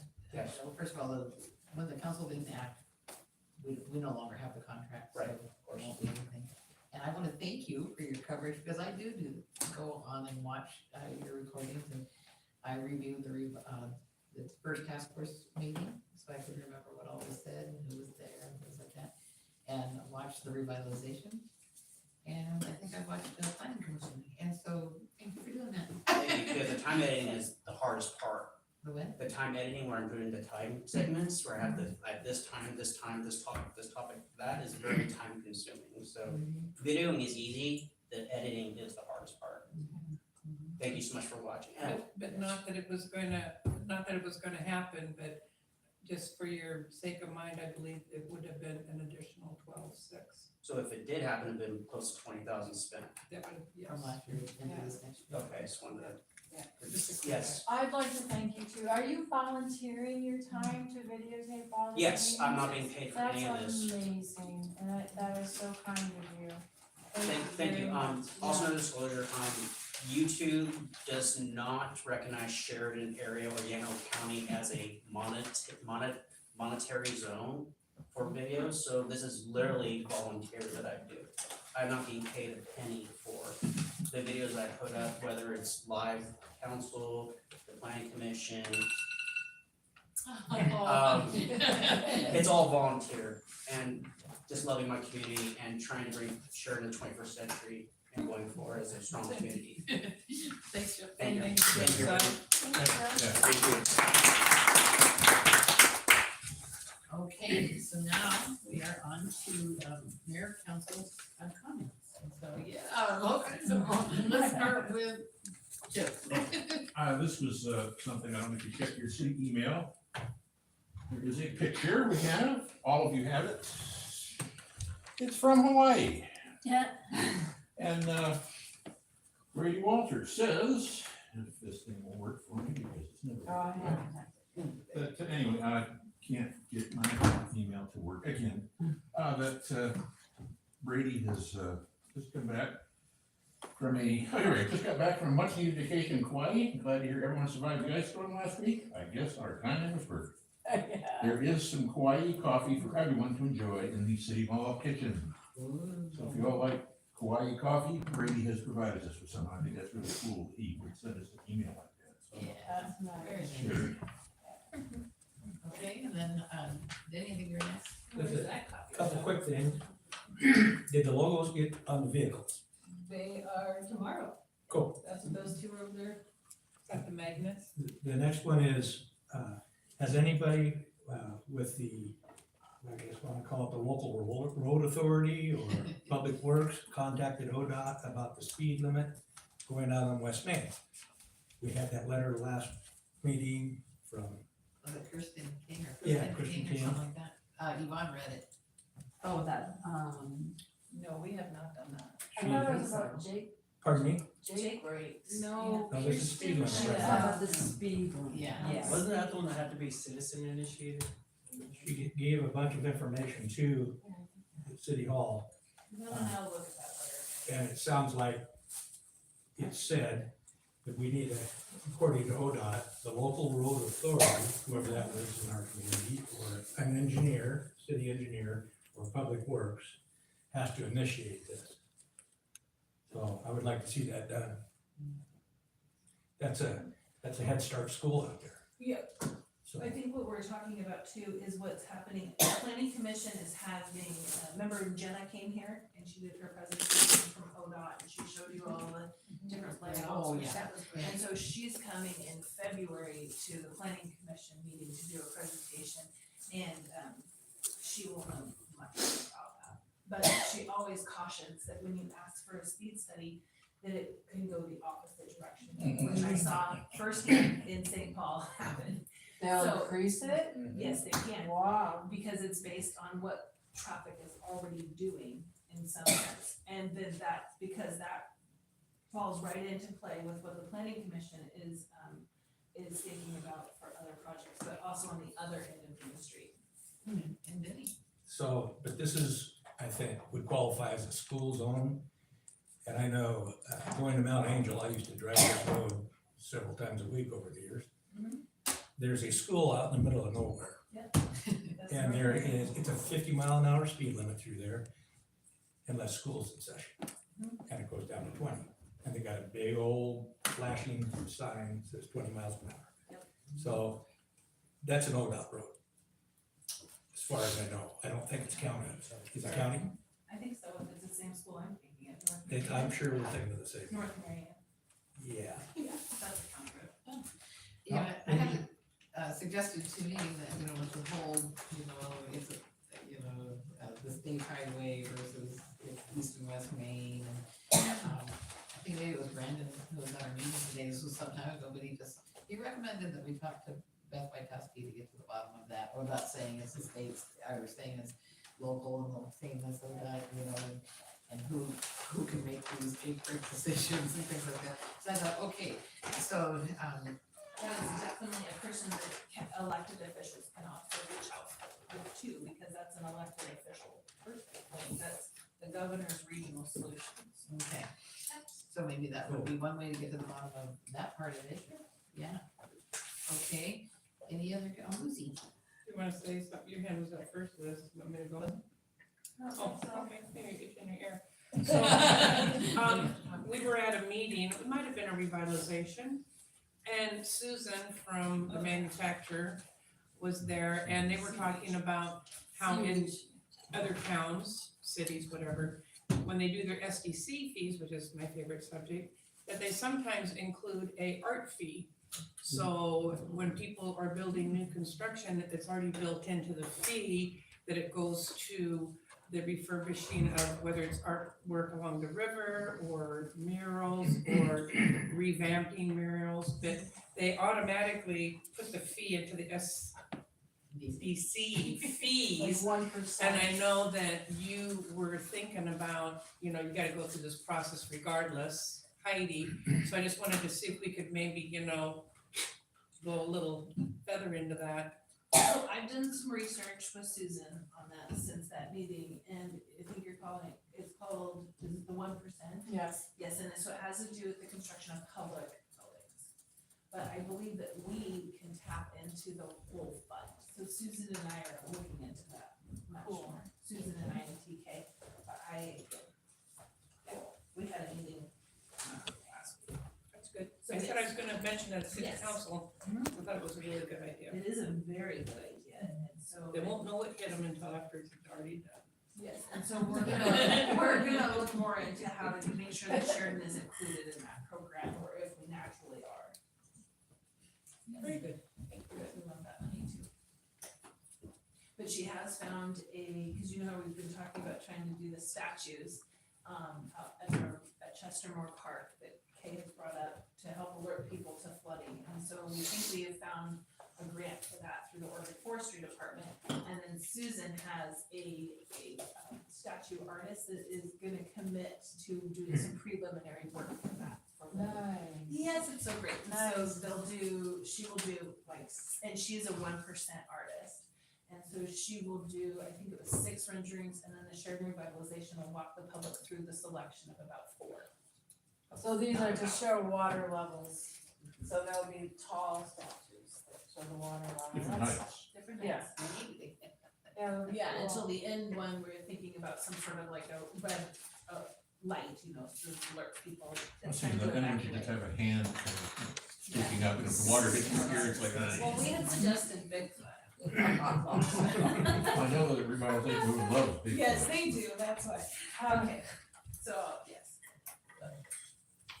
Thank you, thank you for reminding me about that conversation. Can't find our executive session. Where did it go?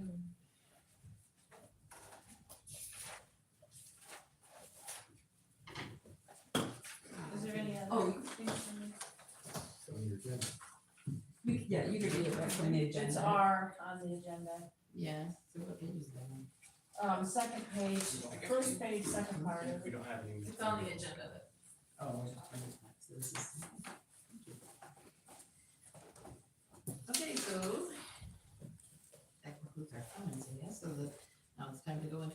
executive session. The city of Sheridan City Council will meet in executive session pursuant to ORS 192-66020 to consider matters relating to the safety of the governing body and of public body staff and volunteers and the security of public facilities in meeting spaces. Representatives of the news media and designated staff and other persons shall be allowed to attend the executive session. All other members of the audience are asked to leave the room.